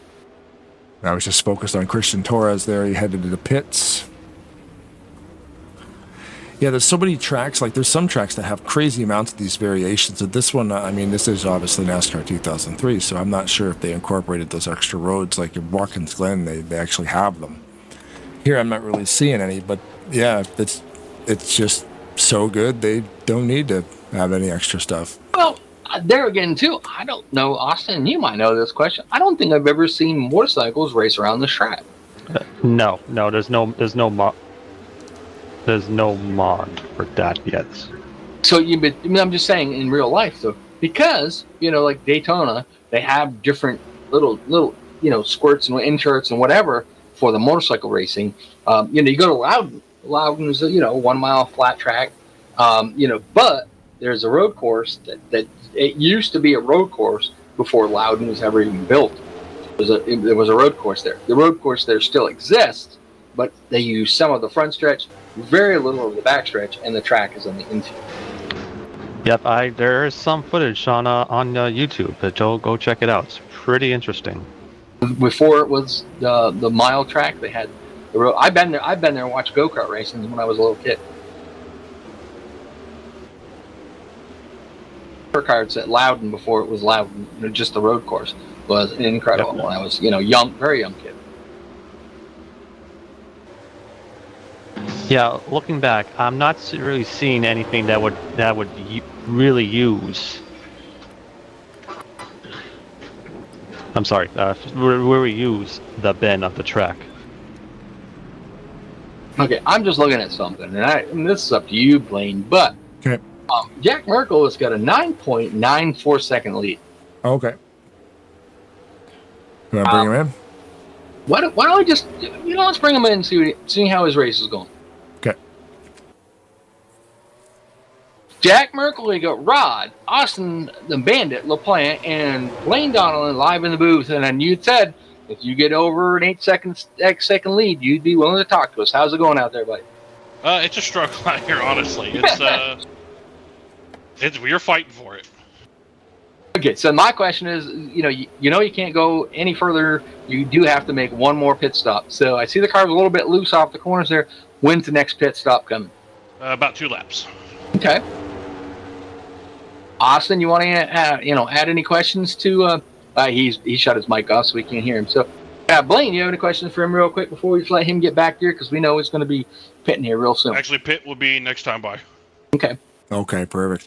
Yeah, I mentioned it before. Like you can't really say, oh, maybe I can just go one more lap. When you're talking about a 4 mile long lap, you kind of might be out of luck. Like you won't be able to make it around. So you know exactly when you're going. Like you can't push that to go one extra one. Yeah, it switches from the lap switches right. So I'm trying to drive in. It switches right coming out of the last corner. So I could go another lap. I would just have to clutch that last lap, and I'm not risking losing all that time. Exactly. Yeah, right on, man. All right, perfect. Well, keep giving him a heck, buddy, and we'll hopefully, the way it's going, we'll talk to you later. Appreciate it. All right, good luck. So now that we know Merkel's going in, we'll just stick with him. Well, the next question too, though, so he just missed a little bit of 5, but he's, not bad. He just overshot that corner just a tad. I happen to be watching him at the moment too, but it won't be our fault. Right. The thing of it is too, though, is how many drivers out there are listening to this broadcast and they go, "Oh crap, we know when he's going to do what he's going to do." You can see those tires worn out because he is still, he stepped it up to a 12. While chatting with us, he steps it up to a 12-second lead. Okay, that's pretty impressive as it is. You can see him. He is pushing that car as hard as he can, but still staying on the track. The reason why he's doing that, well, he's going to pit this time, but he wants to make up as much time as he can so that hopefully, the gun doesn't stick, something doesn't, have a problem. Headed into Canada corner right now. Try to say that Canadiana corner. Canadian corner. Thank you. Well, my mouth is dry and we're about to fix that. Canada corner, eh? No doubt about it. Yeah, we're on board right now in the cockpit with Jack. We'll watch him make his pit stop here. When you talk as much as I do, Austin, your mouth gets a little dry, so I have to lubricate it a little bit. What's the sauce of choice this evening? Electric lemonade. Always electric lemonade. Oh, okay. A screwdriver beside it. So the commitment line right there, 45 mile an hour hard rate at the pylons. Dan constantly at 45 miles an hour. You got to be, this isn't so bad, not like Watkins Glen, but that is a downhill pit road. So you have to be very cautious that you don't let that downhill a little bit, get your speed up. You got to be very cautious about that. Of course, being on the pole, he's got the first pit stall, turns right in there. Real nice left side tires going on. It's funny watching this game. They do it backwards a little bit. Josh Mercurio is in there as well. Todd Wilson and Jack Curry. All the drivers that were right behind him pitting all right now. Pablo Vitor. And this is a unique road also because the pit stalls are on the right. You're doing it kind of the opposite way, which not kind of like you are. You're pitting on the opposite side. So Some of the shorter tracks do that too, where you'll have pit stalls on the left and right because the Well, yeah, the the dual 0.4 mile short track can't really accommodate a row of 40. You go to Stafford, you go to Waterford, you know, some of those bull rings that are just so small. Mm-hmm. Yeah, I still want to go to those kinds of short tracks down there. Technically, the only track I've been by short track down there was Thompson. I've been to Thompson, not for racing. I've been on there for the swap meet they have every year. Yeah. We've been down there a couple of years. That track is wicked. It doesn't show it when you watch it on TV, but it's quite banked. You know, a lot more. I mean, for me to get from the bottom of turn 1 and 2 to the top that's a pretty good haul in a wheelchair. So I've done it. The guy had something there that piqued my interest during the swap meet, so I went there. Have you ever been to Monadnock, Austin? No, I haven't been that far west. Farthest west I've been was to Keene, I think. That's not too much. Keene, basically, once you get to Keene, it's about a 15-minute drive south of Keene down there. I brought Robert Spring down there to show him the track. And we got there, and just like Claremont, the gates were open. We were able to go down. And I sort of been by Claremont when I was there last year, but not for racing. It was for something else. Same thing with North Woodstock. North Woodstock, New Hampshire, which was a White Mountain Motorsports Park, which is the next. I think. No, it's Monadnock next for the modifieds, but they will go there later on. Yeah, I've raced Monadnock. I've raced Lee. Oh, Merkel after 14, a little bit out there, but he still keeps control of it. I raced at Monadnock. I've raced at Lee Speedway, Claremont, obviously, and I raced at the asphalt track in Canaan, New Hampshire, before they took that road course.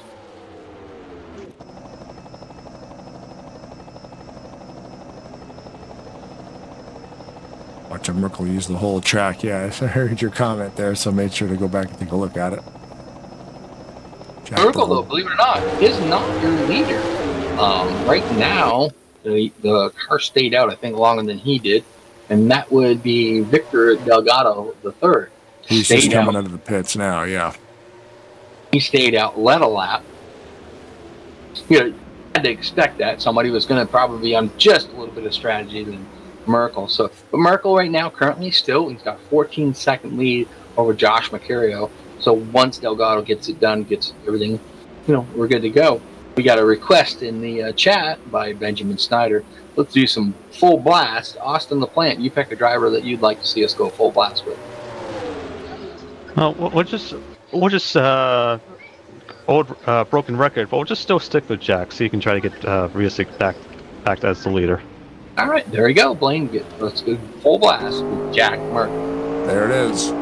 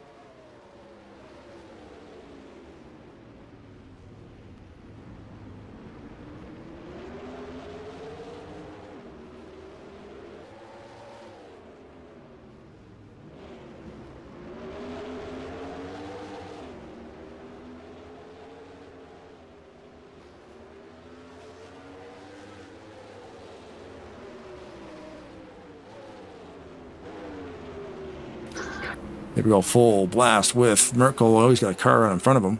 No big deal. Drive around that guy. Who was that, by the way? That was Carlos Martinez. 1 lap down. We never really probably talked the only about good paint scheme of throwing back to like Joe Nemechek, Jerry Nadeau, and Brian Vickers. Whoa. Nice. Got that taken care of. We had a little spam problem in there. Yeah, it's like a Randall 031 07. Who cares?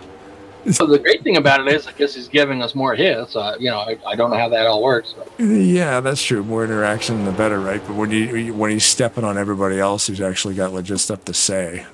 So. Well, I was just happening to watch Jack Merkel as things come around here. We got back to it. We just did a little bit of ride along with him. He is not being ginger with that car. I don't know if I won't be that left rear tire on that car, because I'll tell you, he is heating it up. He's not come off the corners where those rear tires are not lighting up a little bit. We hit the line. He's going to have about 2 to go, I believe. I could be wrong. It's going to be 3, 4. 3 to go. Forgot to mention, too, drivers, unfortunately, who had to retire this evening. Benjamin Snyder's out. Cody Lamas. Michael Norman. Gustavo Carrillo. Dylan Young. Matt McIntyre. And Sidney Neto. Cars off the lead lap. Noah Wetzel, Carlos Martinez, and Mark Snyder. So I think 20. What am I looking at? 26 cars still racing. I think Carrillo is going to be having a chat with his engine man, because it was a camshaft, that broke. You know what? That don't usually. That's a mechanical thing. That you can't mess that up. Yeah. You do it wrong. Snapped a camshaft. Whoops. Yeah, the easiest way to snap a camshaft? Don't know. Drop it on the ground from over 4 feet. It will break in 4 pieces every time. Oh, really? Trust me, I've tried it. I got one downstairs. Maybe I should go check it. Out of a Chevy motor, camshaft will break in 4 pieces every time from over a 4-foot drop. No way. That's cool. I mean, it's not cool. Don't drop your camshafts, but. Well, no, you got to want it to jump. Yeah, I guess so. Yeah. Try it out, right? And the funny thing about it is, we got one wrapped. It's wrapped in a rag down there, like an oily rag. Keep it good. So why do I say that? And people will go, "What do you mean by that? How do you know that?" There's a small block Chevrolet on the other side of the wall, right next to me, sitting in my living room. Rod's garage bleeds into the actual house. I have a sponsor who runs what we call a Ridge Runner. Was going to build a motor for him until we found out what went wrong with the motor. And so, not that I'm still not going to build a motor for him, but we had to go to a different direction. We have 2 to go right now as Merkel crosses the start-finish line. But I still got to find 5 minutes to tear the bottom end of the part just to see if we can salvage the block. I'm in no hurry, because my cousin, who is the wing on my cart as a memorial, he had passed away last year. His son, and him and I are great friends, and we get along awesome, plans on building an engine shop at his house. Not an engine shop to carry on his dad's legacy and all that. Kid is already an awesome engine builder, but he has all of dad's old equipment, and he said, "I'm going to build a shop. You need anything done? Let me know." I'm kind of waiting for him to get that done so we can take that engine up and get it done. That's pretty awesome. Yeah. Do you have access to the shop too, or you got to use your own stuff? Oh no, I'll bring everything. I'll get everything prepped and bring it up there, and he'll take care of everything. Okay. He's got every tool to build a motor you'd ever want. Deck the block, we can mahone the block, we can bore the block. Really? Everything. Oh, you're talking about like actual machining? Yeah. Everything. Valves, Yikes. heads, it doesn't matter. That's like me putting me in Alice in Wonderland and giving me the big pill. Yeah.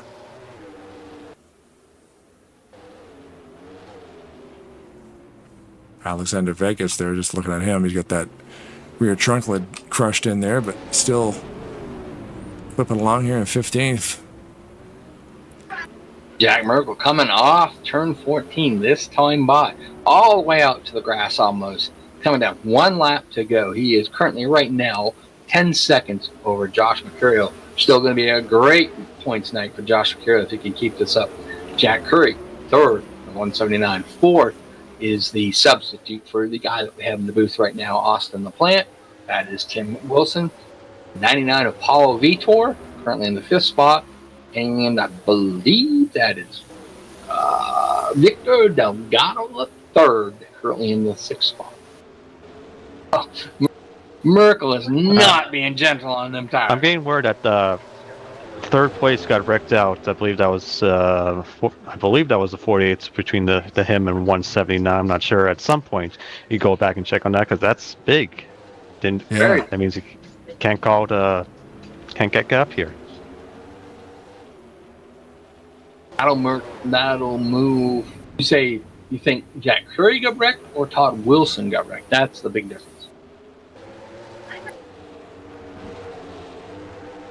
It was either a very soft bump and run or spun around. So still have the 179 of Jack Curry in the 3rd spot. And right directly behind him is Todd Wilson. Not very far, less than a second behind him right now. As they are going through, I believe it's turn 6. Closest battle in the field tonight. It's 7, now down to 8. That brings them out to the carousel. Who's going to be the faster guy in the carousel? Sorry, Jack, you're up front. You got a 15-second lead. We're going where the action is. Todd Wilson making up some ground through the carousel. Looks very good there. A little tight on the exit. Now we come into the kink. Can Todd do anything with Jack Curry in the kink? Drives it in there pretty deep. Oh, a little too deep, but good save. Keeps that thing going. Now we're coming into Canada corner. Can Todd Wilson do anything with Jack Curry going in Canada corner? There's your checkered flag. Coming right to the there. checkers. Checkered flag is up. We're waiting for number 2. Jack with the big win there. Watching a great battle going on there.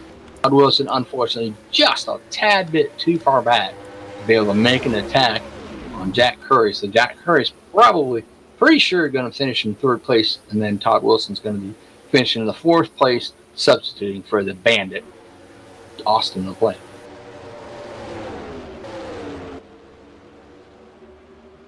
Great race again this year. That's three years in a row Jack Merkel's won this race, because obviously he's won the last 2. There's Victor Delgado III coming across in 6th spot. 5th, Paulo Vitor. He's going to keep himself right there in the points. Yeah, Paulo's been doing great this year. Been doing great. He had dropped the last couple of weeks down a little bit. He'd been in the top 5 all pretty much all season. He was a little higher up now. Going in tonight, he was 5th in the points.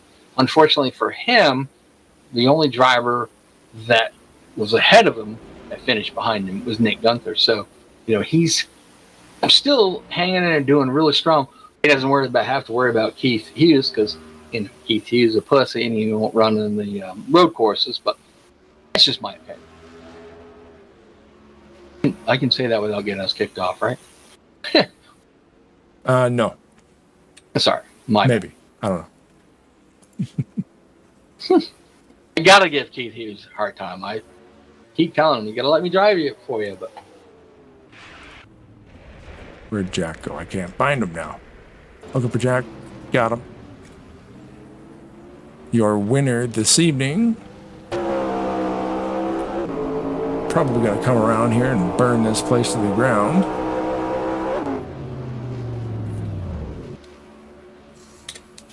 Curious. I just happened to notice Jonathan Peavy ran pretty much the whole night up there, up front. Noticing that when Jack Merkel came down to burn his tires down, that PV was just in front of him, over 2.8 seconds back. 2 minutes, 8 seconds back. I'm kind of like, what happened with Jonathan Peavy tonight? Yeah, just gotta hurt him big. This second in the points depends on where Nick Gunther finished as well. Merkel could take third, maybe seconds. Gunther finished in 11th, so he wasn't too far back. Gunther was up there for Rod, Austin, the plant, and Blaine Donovan live in the Tarnation TV booth. Do you have a copy? As of now, like, are you asking us if we have comments? You were live, my friend. Oh! Oh! That was a good race. I enjoyed a lot of that. I had a lot of fun. Ended out, we watched it all night. You kind of ran up near the front, but, you backed a little bit, backpedaled a little bit, come back and forth, just depending on how, many people in the pit stops and when they did it. And you come out, last week you substitute for Austin LaPlante. This week, you're out there running for yourself, I believe, correct? No, I'm running under, let me get the name for you. It's under JLP. I'm running under Owl Esports Racing, which would be a fill-in for that as well. You're filling in for Joseph Landy Pavlon, just not driving the 68 car. I think that is correct, yes. Okay. You had a good race. I mean, we've seen you, last week a little bit. Other than that, and you might have been here off and on, and I do apologize if, I didn't know you much before that. But, you ran a great race tonight, kind of stayed right up there near the front. Stayed out of trouble, did well, and like I said, ended up in a third. Am I missing something? How was your race? No, honestly, these are the first few starts I've made in the Maverick Cup Series, Daytona and today. And Daytona, I hung out the back a lot, so I don't expect me to have been noticed. But this race was really simple. I mean, I practiced a good bit prior. I think I got about 10 laps in before the practice server, then probably about 10 during the practice server. And I kept the car where it needed to be. I could tell that I wasn't a top 5 car. I was probably the 6th place car in terms of on-track speed, but taking advantage of pit stops, taking advantage of people killing their stuff. Like, that's what happened with Todd and him being inconsistent, being able to come up to me and fall back. I just ran my car where I knew it would be to try to get a finish where my speed was. And thankfully, I got it to finish a little bit higher. I think I should have finished about 6th or 5th place, and I was able to make it a 3rd. So I'm really happy with how the night went.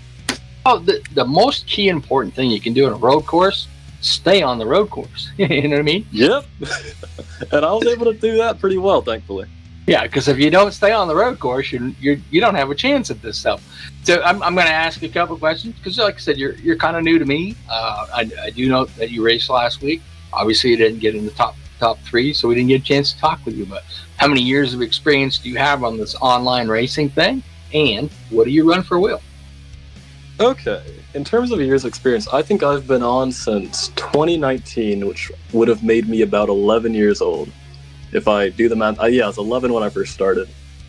And I've ran leagues, I've hosted, and then this is my first time coming back as a driver after about a 3-year break, so I'm here. And in terms of hardware, I've been running the same thing since I started. I run a base model Thrustmaster TMX with the T3 PM pedal, so I do have a clutch, a brake, and everything, and they're all metal. And then for my shifter today, I would have run H-pattern, but I didn't feel quite comfortable with it, so I ran a sequential stick with an automatic clutch.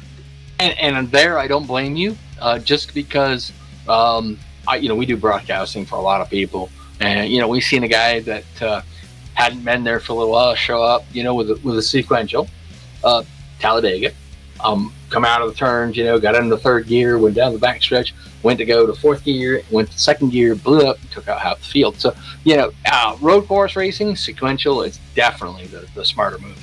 No, it definitely is. Because, when you're coming onto it, H-pattern on oval is never a bad pick. You have more control, you feel a little more connected to the car. And running sequential on an oval is a whole nother thing. I don't think I'd do it. But I think it was the right pick for tonight because I did pretty good. Oh, absolutely. So, like I said, I haven't seen you other than here. Are there other leagues that you run with? Like you said, you had 3 years off, kind of history. Like I said, you're new. You know what I mean? So give me a quick kind of history of your online racing and, whatnot. Okay, I started out in NRLDS/EPRS originally. That was my first start at Darlington with the NASCAR Pinty's mod. I went from there to IFAR. That would probably be around season 2. From IFAR, I started my own league. One was really bad, and then one I started broadcasting. That was Stinger. You might have heard of that in the broadcasting scene. I ran that for probably about 1.5 years, and then I shut that down as well. And nowadays, I just run Maverick and NurseCar, which is the predecessor to the league, or not predecessor, the successor to the league that I had started, Stinger. And they do weekly every Monday. So that's what I do now to actually get into the flow of NR. Oh, very cool. Hey, Blaine, I just found you a new guy to cover for me when I'm gone. But Blaine, do you have any questions? Yeah, you got any questions for chat? From Chuckler. I'm curious about how an 11-year-old kid would figure out how to run this thing, because this isn't the easiest game to get going, because it's more of like a legacy setup. Like, how obviously you know your way around a computer. I mean, I was always pretty geeky as a young kid. I built my first computer at 11, and then naturally, I think Wow. I think I watched the video by, it would have been Emplemon on Dale Earnhardt, and that got me into NASCAR, if I remember correctly. And from there, I got into Assetto Corsa, getting the NASCAR mods. Yeah. Found out about NR. I was like, oh, this looks so cool. And of course, I did the little thing where you make the track INIs, you edit them to get blowovers and cause cool crashes, but then naturally, I gravitated towards just racing, and it flowed in naturally, and I had a lot of people around me to teach me and tell me how to do things. Yeah, that's cool, man. I love that. I love that because I mean, like, we talk about it all the time. We've been playing the Pyrus simulator since the early 90s, but now we're playing with guys you weren't even around when this stuff was built, but you're still finding it. And that's how good this stuff is. It'll go forever. It doesn't matter how old you are. And we've got like 88-year-old guys in a couple other leagues we run with, and then we're driving with 17-year-olds as well. So it's cool to see that gap. You have that range of ages across the whole sim, and I've always liked that with the community. It's very wide. You have a lot of history. You have the guys who will come in racing. When the game first came out, they have all their old scheme archives and stories, and it's a long legacy of a sim, and I really do enjoy it. I think this is probably one of my favorite games of all time. Yeah, I always forget about it I don't know why I forget about it. What's your favorite video game? Like, oh yeah, what is my favorite video game? Like GoldenEye, like Legend of Zelda, something or other. I'm thinking, no, it's NASCAR 2003 season, because it's the first thing I install on every computer I build. I just built this one in February. First game that's got to go on it is, if I can't get this game working, I will get this game working. So down for. Yeah, that's why don't let them kid you, though, because close second is Valheim. Yeah, Valheim is pretty awesome, too. But, yeah, NASCAR Race 2003 season, ever since day one, got to make sure this thing works. And then we can progress and install other software. Yeah. Yeah, I got to download DaVinci Resolve. I got to download all my stuff after that, Well, hey, I think we should do one thing there with Jack is, we got some TMP races coming up. Possibly we got to bring him into the broadcast a little bit and just see what he can do, and maybe help out when I said I can't be there. So yeah, sometimes we need an extra voice, man. That'd be cool if you're willing to do some broadcasting as a co-host and whatever.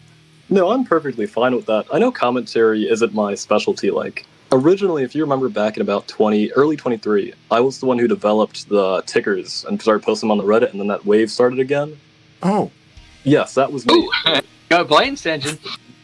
So no, yeah, because which ones? Because you're making variants of the Peter Dinkins ones, right? Yes.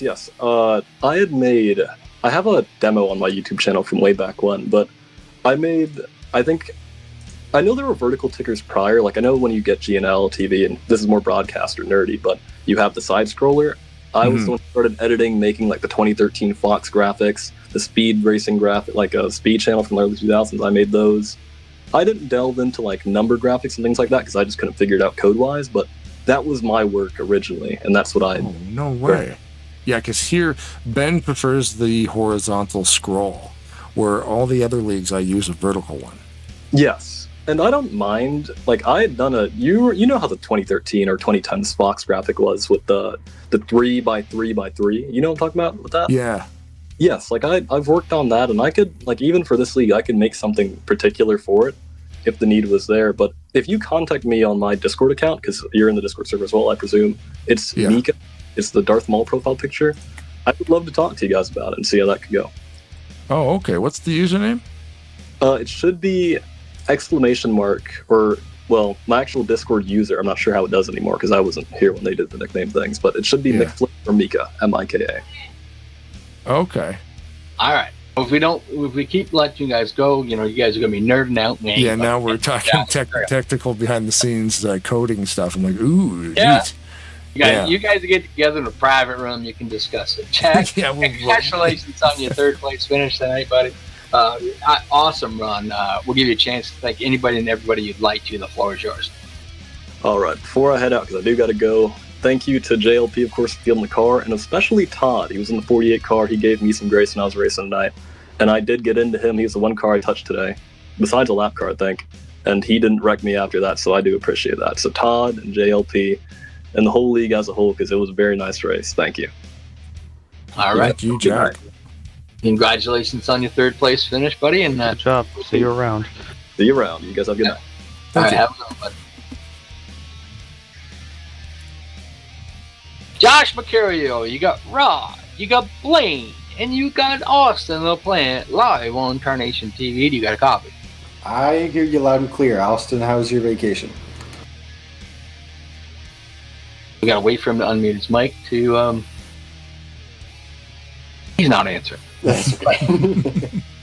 Apparently he's not enjoying it. So anyway, you ran pretty good tonight. Obviously you didn't have anything for that Merkel guy. You kind of set sail and let go, but you come out here with a second place finish.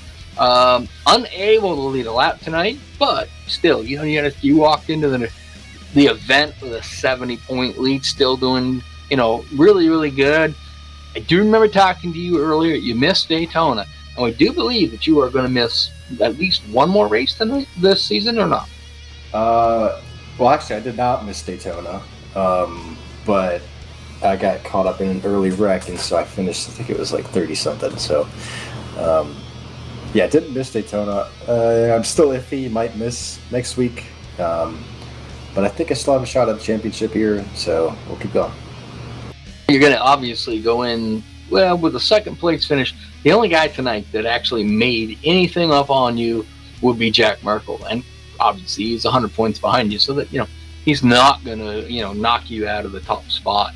Missing a week, that's going to hurt a little bit. But I do believe that Merkel said that he's not going to make every single race this season as well. If that, falls into place that way, that should kind of even things out. Paul Vitor is the only driver that is, other than, Jack Merkel and Jonathan Peavy, who has not missed a race this season. And I don't know if Peavy plans on running the whole season or if he's going to take a day off. But right now, currently, you're, pretty stout. You're doing really well. Obviously, keeping the points alive. Just got to keep focused and keep going. I think even if you miss a race, you should still be sitting pretty good. Yeah, I think so too. I mean, you never know what can happen. So, there was a 100-point swing last week when I got caught up in an early wreck. So you never know what could happen any particular week.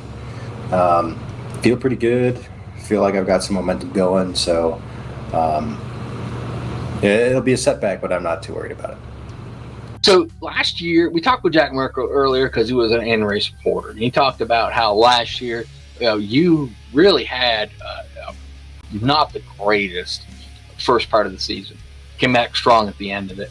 But by the time he got to that point, Merkel had a great season. And by the time, got to that second half, you guys are running, nose to tail, pretty much finishing, you win, he wins, whatever, back and forth. So it made it difficult for you to, make up any time on it. This year, we look at it, you've had a pretty goddamn good season, and Jack Merkel, he's kind of had the season like you did in the first part of it. So, now you just got to keep your, I think really keep your nose down, keep doing what you're doing. I think you can walk away with this championship. Yeah, I appreciate that. But yeah, last year we started off pretty bad. I think I know I blew up in the first 5 laps of Daytona, and then had some problems early in the season, some finishes outside the top 20 in the first 10 weeks. And so I was, trying to dig myself out of a hole, and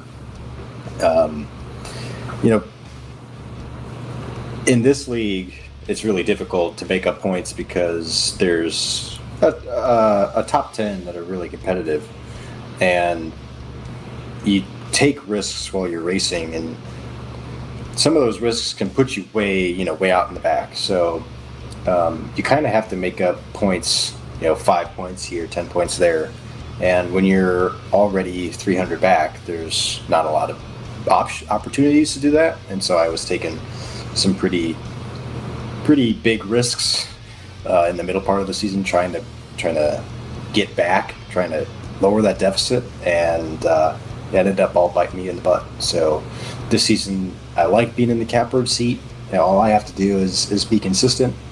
And Jack and PV and Paulo Vitor, they have to show up every week and try to get 10 points on me. And if I can finish second place, that's going to be tough to do.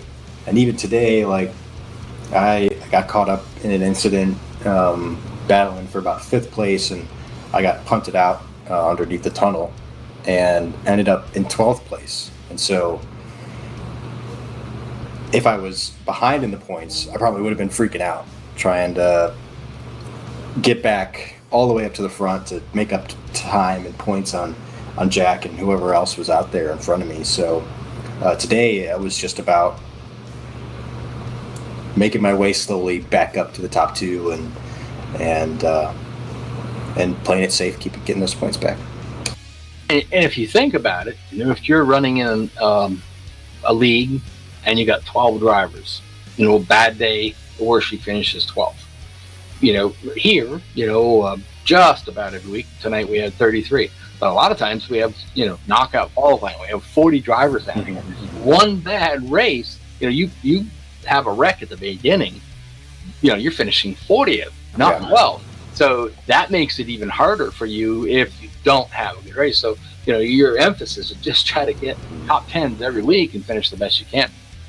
Right. Yeah, I think I'll be doing the math here pretty soon. Like, once I think all of the points are lined up, and I could just say, like, okay, well, X person, they need to gain on average, 10 or 15 points on me a race. And so all I have to do is play it safe and finish behind them by one position every single race, and I'll beat them. So but you're right, when there's a lot of people, you have the opportunity for these really large point swings. And so I really for me, I like to be up front all day, but a really good strategy is to sit at the back and wait for the first half of the race to go by, let all the incidents happen, keep your nose super clean, and then at the end of the race, try to win, because you just have to get to the end. Once the first quarter of the pack has retired for whatever reason, you're not at risk of losing so many points. Well, I always say that, the cream always rises to the top. So, the guys that are, the better guys in the group, they're always going to be up there, and I'm always up front. Blaine, do you have any questions for Josh Mercario? I got a question too, I'm thinking, I just started for some reason thinking about your car paint. Like, you've never changed that scheme, really, have you? No, well, yeah, it's been a while. I realized I probably painted it 4 years ago, and now I pretty much just copy it onto whatever model we're running. I'm the same way. I had I have 2 that I pretty much have used for the last 10 or 15 years. I don't really change it. Once I design a new one, I just lean on it. Mm-hmm. I mean, clearly you don't need a new one. That one's good luck. I mean, again, I'm looking at the stats right now, okay, so these are last week's stats, but okay, so now it's 11 top 10 finishes and 4 of those being wins. So, Yeah. On the paint scheme thing, part of it was the girlfriend, or now fiance, was trying to watch the race. I was like, I'm number X or number Y, and I'm going to be in this color. And every week it was changing, and now it's pink. Look for the pink one. Yeah, just find the pink and blue one. It is the thing. Everybody likes black and red, but hey, if we go pink, there's not going to be many like that, and it's cool too. So I like to think that people when they see the pink car, they immediately associate it with me. Josh McGarrett, yeah. Yeah, right. Yeah. I hope that's the case. And so when whatever league I'm running in, if I'm in the pink car, they go, "Oh yeah, it's Josh." So the only time you don't stand out, and that's Nate Balzer's race. Yeah. Yeah. You just blend. Yeah. Yeah, it's maybe I a should run the race. black car that week. Yeah. Now you got to go like lime green. You want to go the Yeah. opposite end of the color wheel on that one. All right, Josh. Well, congratulations on the second place. That just keeps you cemented right at the end of the top. We'll give you the opportunity to thank anybody and everybody you'd like to. The floor is yours. Yeah, got to thank Ben and Keith and Tate for putting on the race. Tate for being off track. I know that's sometimes not a very fun position to be in, but we appreciate all the work that he's doing. All the guys at MP Motorsports, we put in some practice laps Sunday and Monday, and figured out how to do the braking zones, and particularly the carousel. Like to put some extra time in to practice that section. Yeah, I think we had a pretty fast race car. I think we were keeping pace with Jack. We just got in some trouble today, so didn't have the opportunity to compete at the end of the race.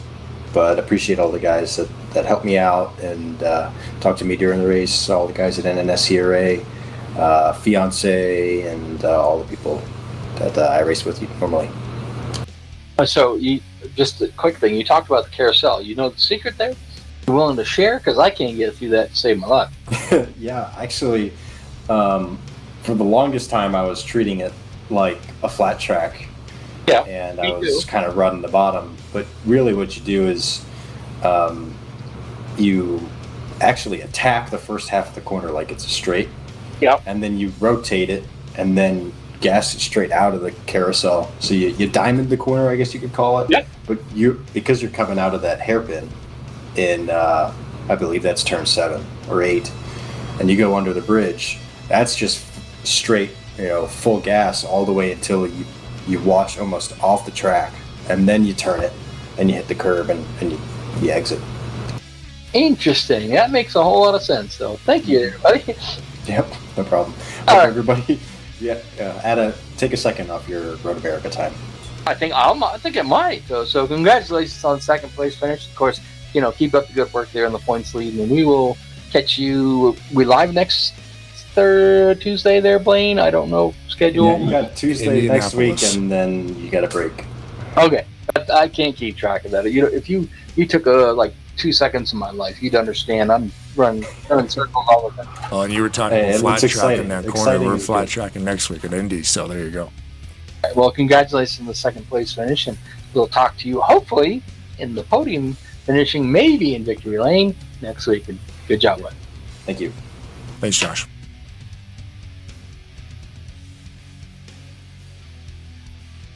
Jack Merkel has been patiently waiting for 48 minutes for us to interview the first two guys, and he's finally in here. We talked to them enough. What do we talk to them about now? You dominated the race. You got out there over a 10-second lead. You talked with you during the race. What are we going to ask this guy that we haven't already asked him?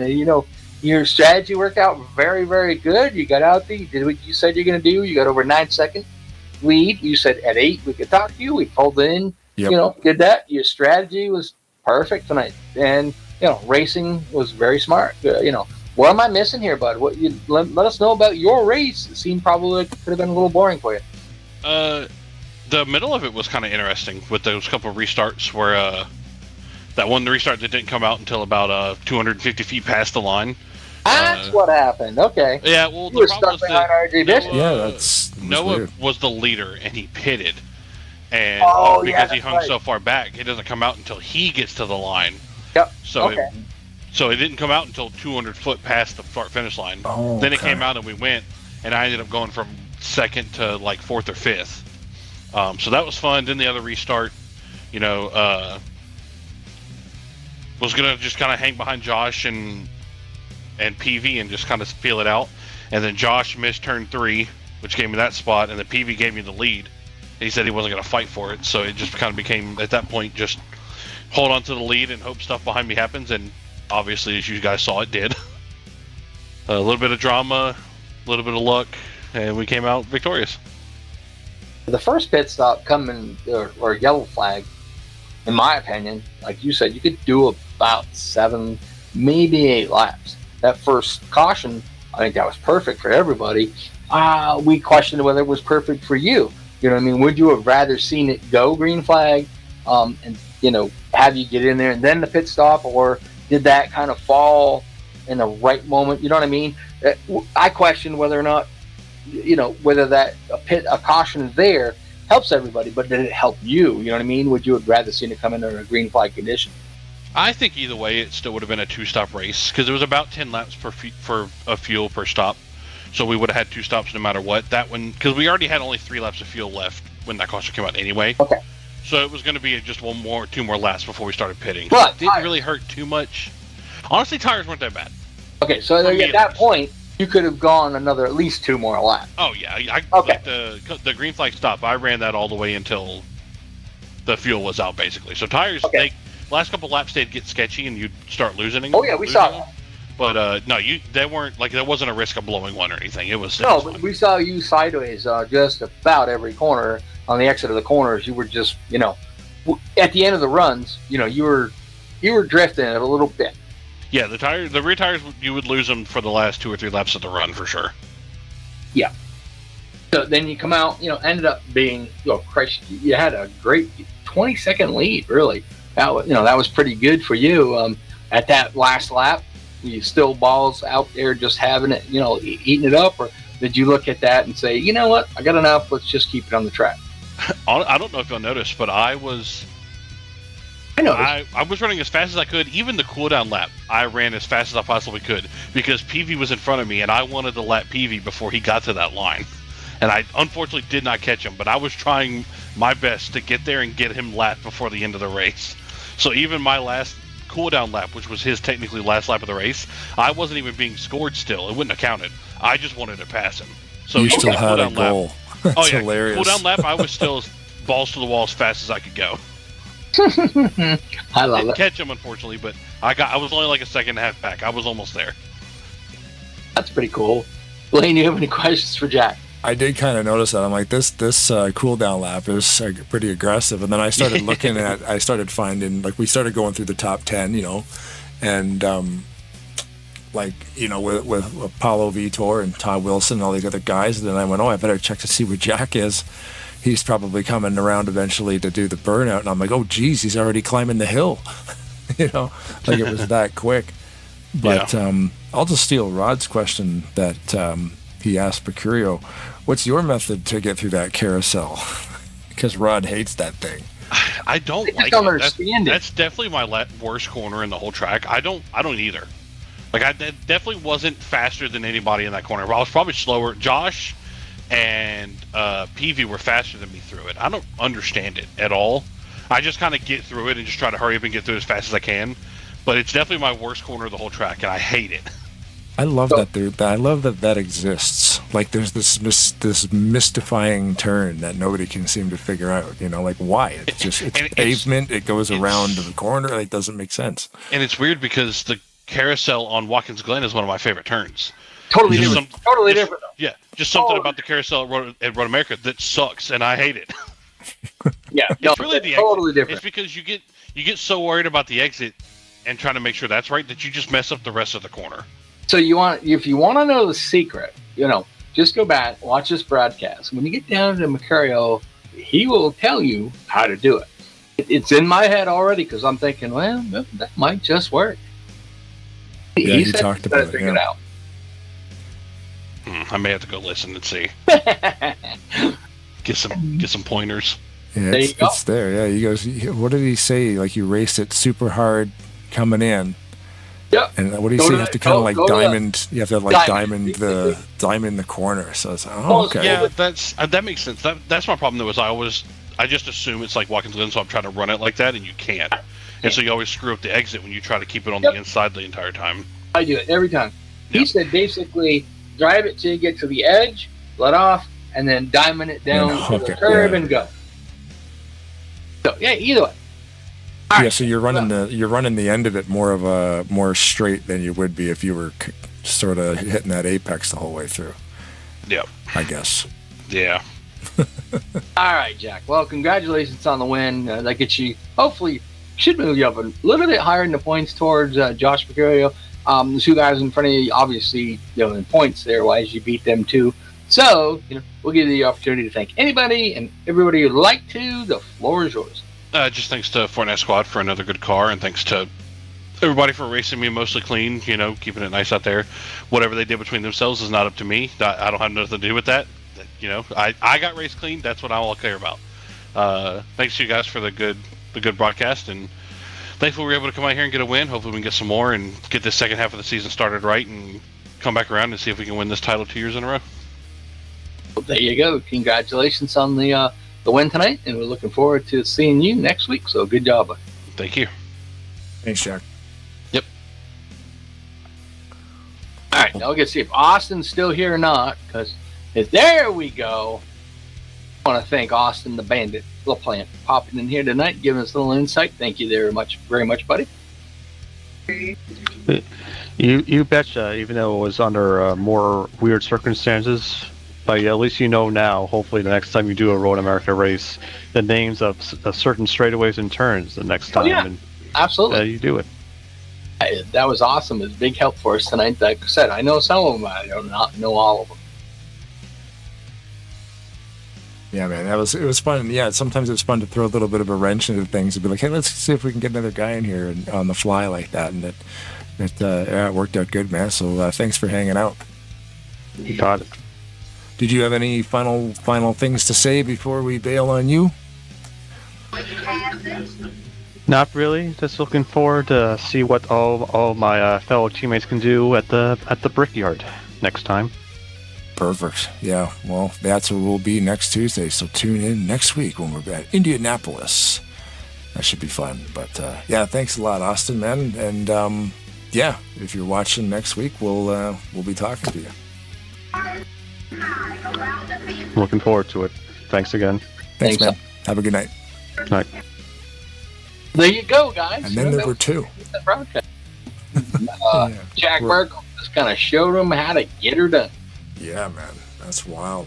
But yeah, as always, great race, Road America, cool, fun track, looks great, race is great, full house again tonight, wild, love it. I'm looking forward to what next week. We're at Indianapolis, that's the place. Yep, we're going there next week, and take a week off and go to Montreal. No, never been a fan of that with an open setup or a closed setup? But, fixed setup, as they call it. An open setup, the worst case scenario is I've lost that setup. I literally don't have it set up anymore, but I had a setup. You'd get down the front stretch, you'd go into turn one. You know how you go into turn one, you turn a little bit of left? Mm-hmm. You would just turn left, and then you'd go, boom, quick right. And it would just drift the corner, and that thing was so cool. And then I brought it to Pocono, changed the gearing on it. That's all I changed was the gearing on it, and that thing flew, and I never shifted into. I remember you telling me that. Yeah, you used your Indianapolis setup at Pocono. That anymore. It was, but mind you, that was that Pocono 05. It just translated perfect. All I had to do is get the gearing right, and it had fourth gear. Was a little taller than probably everybody else was running. So because I never shifted, so I needed to be able to get off that turn 3 to be able to get down the end of the straightaway. But I never shifted, and the thing just same thing. Turn the corners, turn right a little bit, shoom, it would just sail through. I really missed that setup. Yeah. I remember you said it went down with an old computer or something. An old hard drive crashed with everything on it. Yeah. Basically, I lost that player profile. Recently, we just had that something similar to that happen at ASR. For whatever reason, you couldn't get in, and there was only 37 drivers in it. So I jumped out to allow you to get in, and that worked. You got in. I was allowed to jump back in, and then for whatever reason, after that, I lost my player profile. So we struggled with that for a couple of days trying to figure out what was wrong, and we found out that was the problem. We just lost. I lost my player profile, and of course, I lost all the setups and everything I had with it. That was one of the weirdest glitches I've ever seen. Yep. It doesn't make any sense. It still doesn't make sense. But Yeah, I mean, well, here we are, I guess, and yeah, we're flirting with a 3-hour broadcast, so it's probably time to shut her down. But like again, thanks to Austin for popping in. Kind of a little bit of a, like I said, it was a random idea that we had, and it was nice of him to come in and hang out a little bit. Sort of out there, he come in and hopefully he had a good time. Yeah, and of course, everybody who's watching, except for that one guy, we had to mute him. In the YouTube chat. That's always fun to interact with everybody out there. Of course, Maverick Cup Series for having us in to do these every week. Next week we'll be at Indianapolis, and of course, as always, massive thank you to all the drivers who showed up. We had like 30-something guys out here tonight, and yeah, never ceases to amaze the amount of people who still play this old simulator, and we love it. But yeah, see us back here on Thursday. Rolling Thunder Gaming, Talladega Challenge Series, and of course, more Talladega on Saturday when we head back to All Stars Racing. And yeah, you won't be there yet. Well, unless it rains. Unless it rains, I won't be there. Right, yeah, you got a real race going on. And of course, on the screen, I've dropped this a couple times. You can see there the 2027 Funco's 500 right here at the Maverick Cup Series. Qualifying March 2nd, racing on March 9th. So sign up for that thing. It's Maverick's biggest race of every season is that Funcoast race. They've got to do qualifying a week before because there's so many people that show up for this thing. So, yeah, I'll put it back to the screen there. Congratulations to Jack Merkel on your win. Thank you very much to Rod Weston for your co-hosting. Absolutely. And as always, if the women don't find you handsome, they should at least find you handy. Keep your stick on the ice.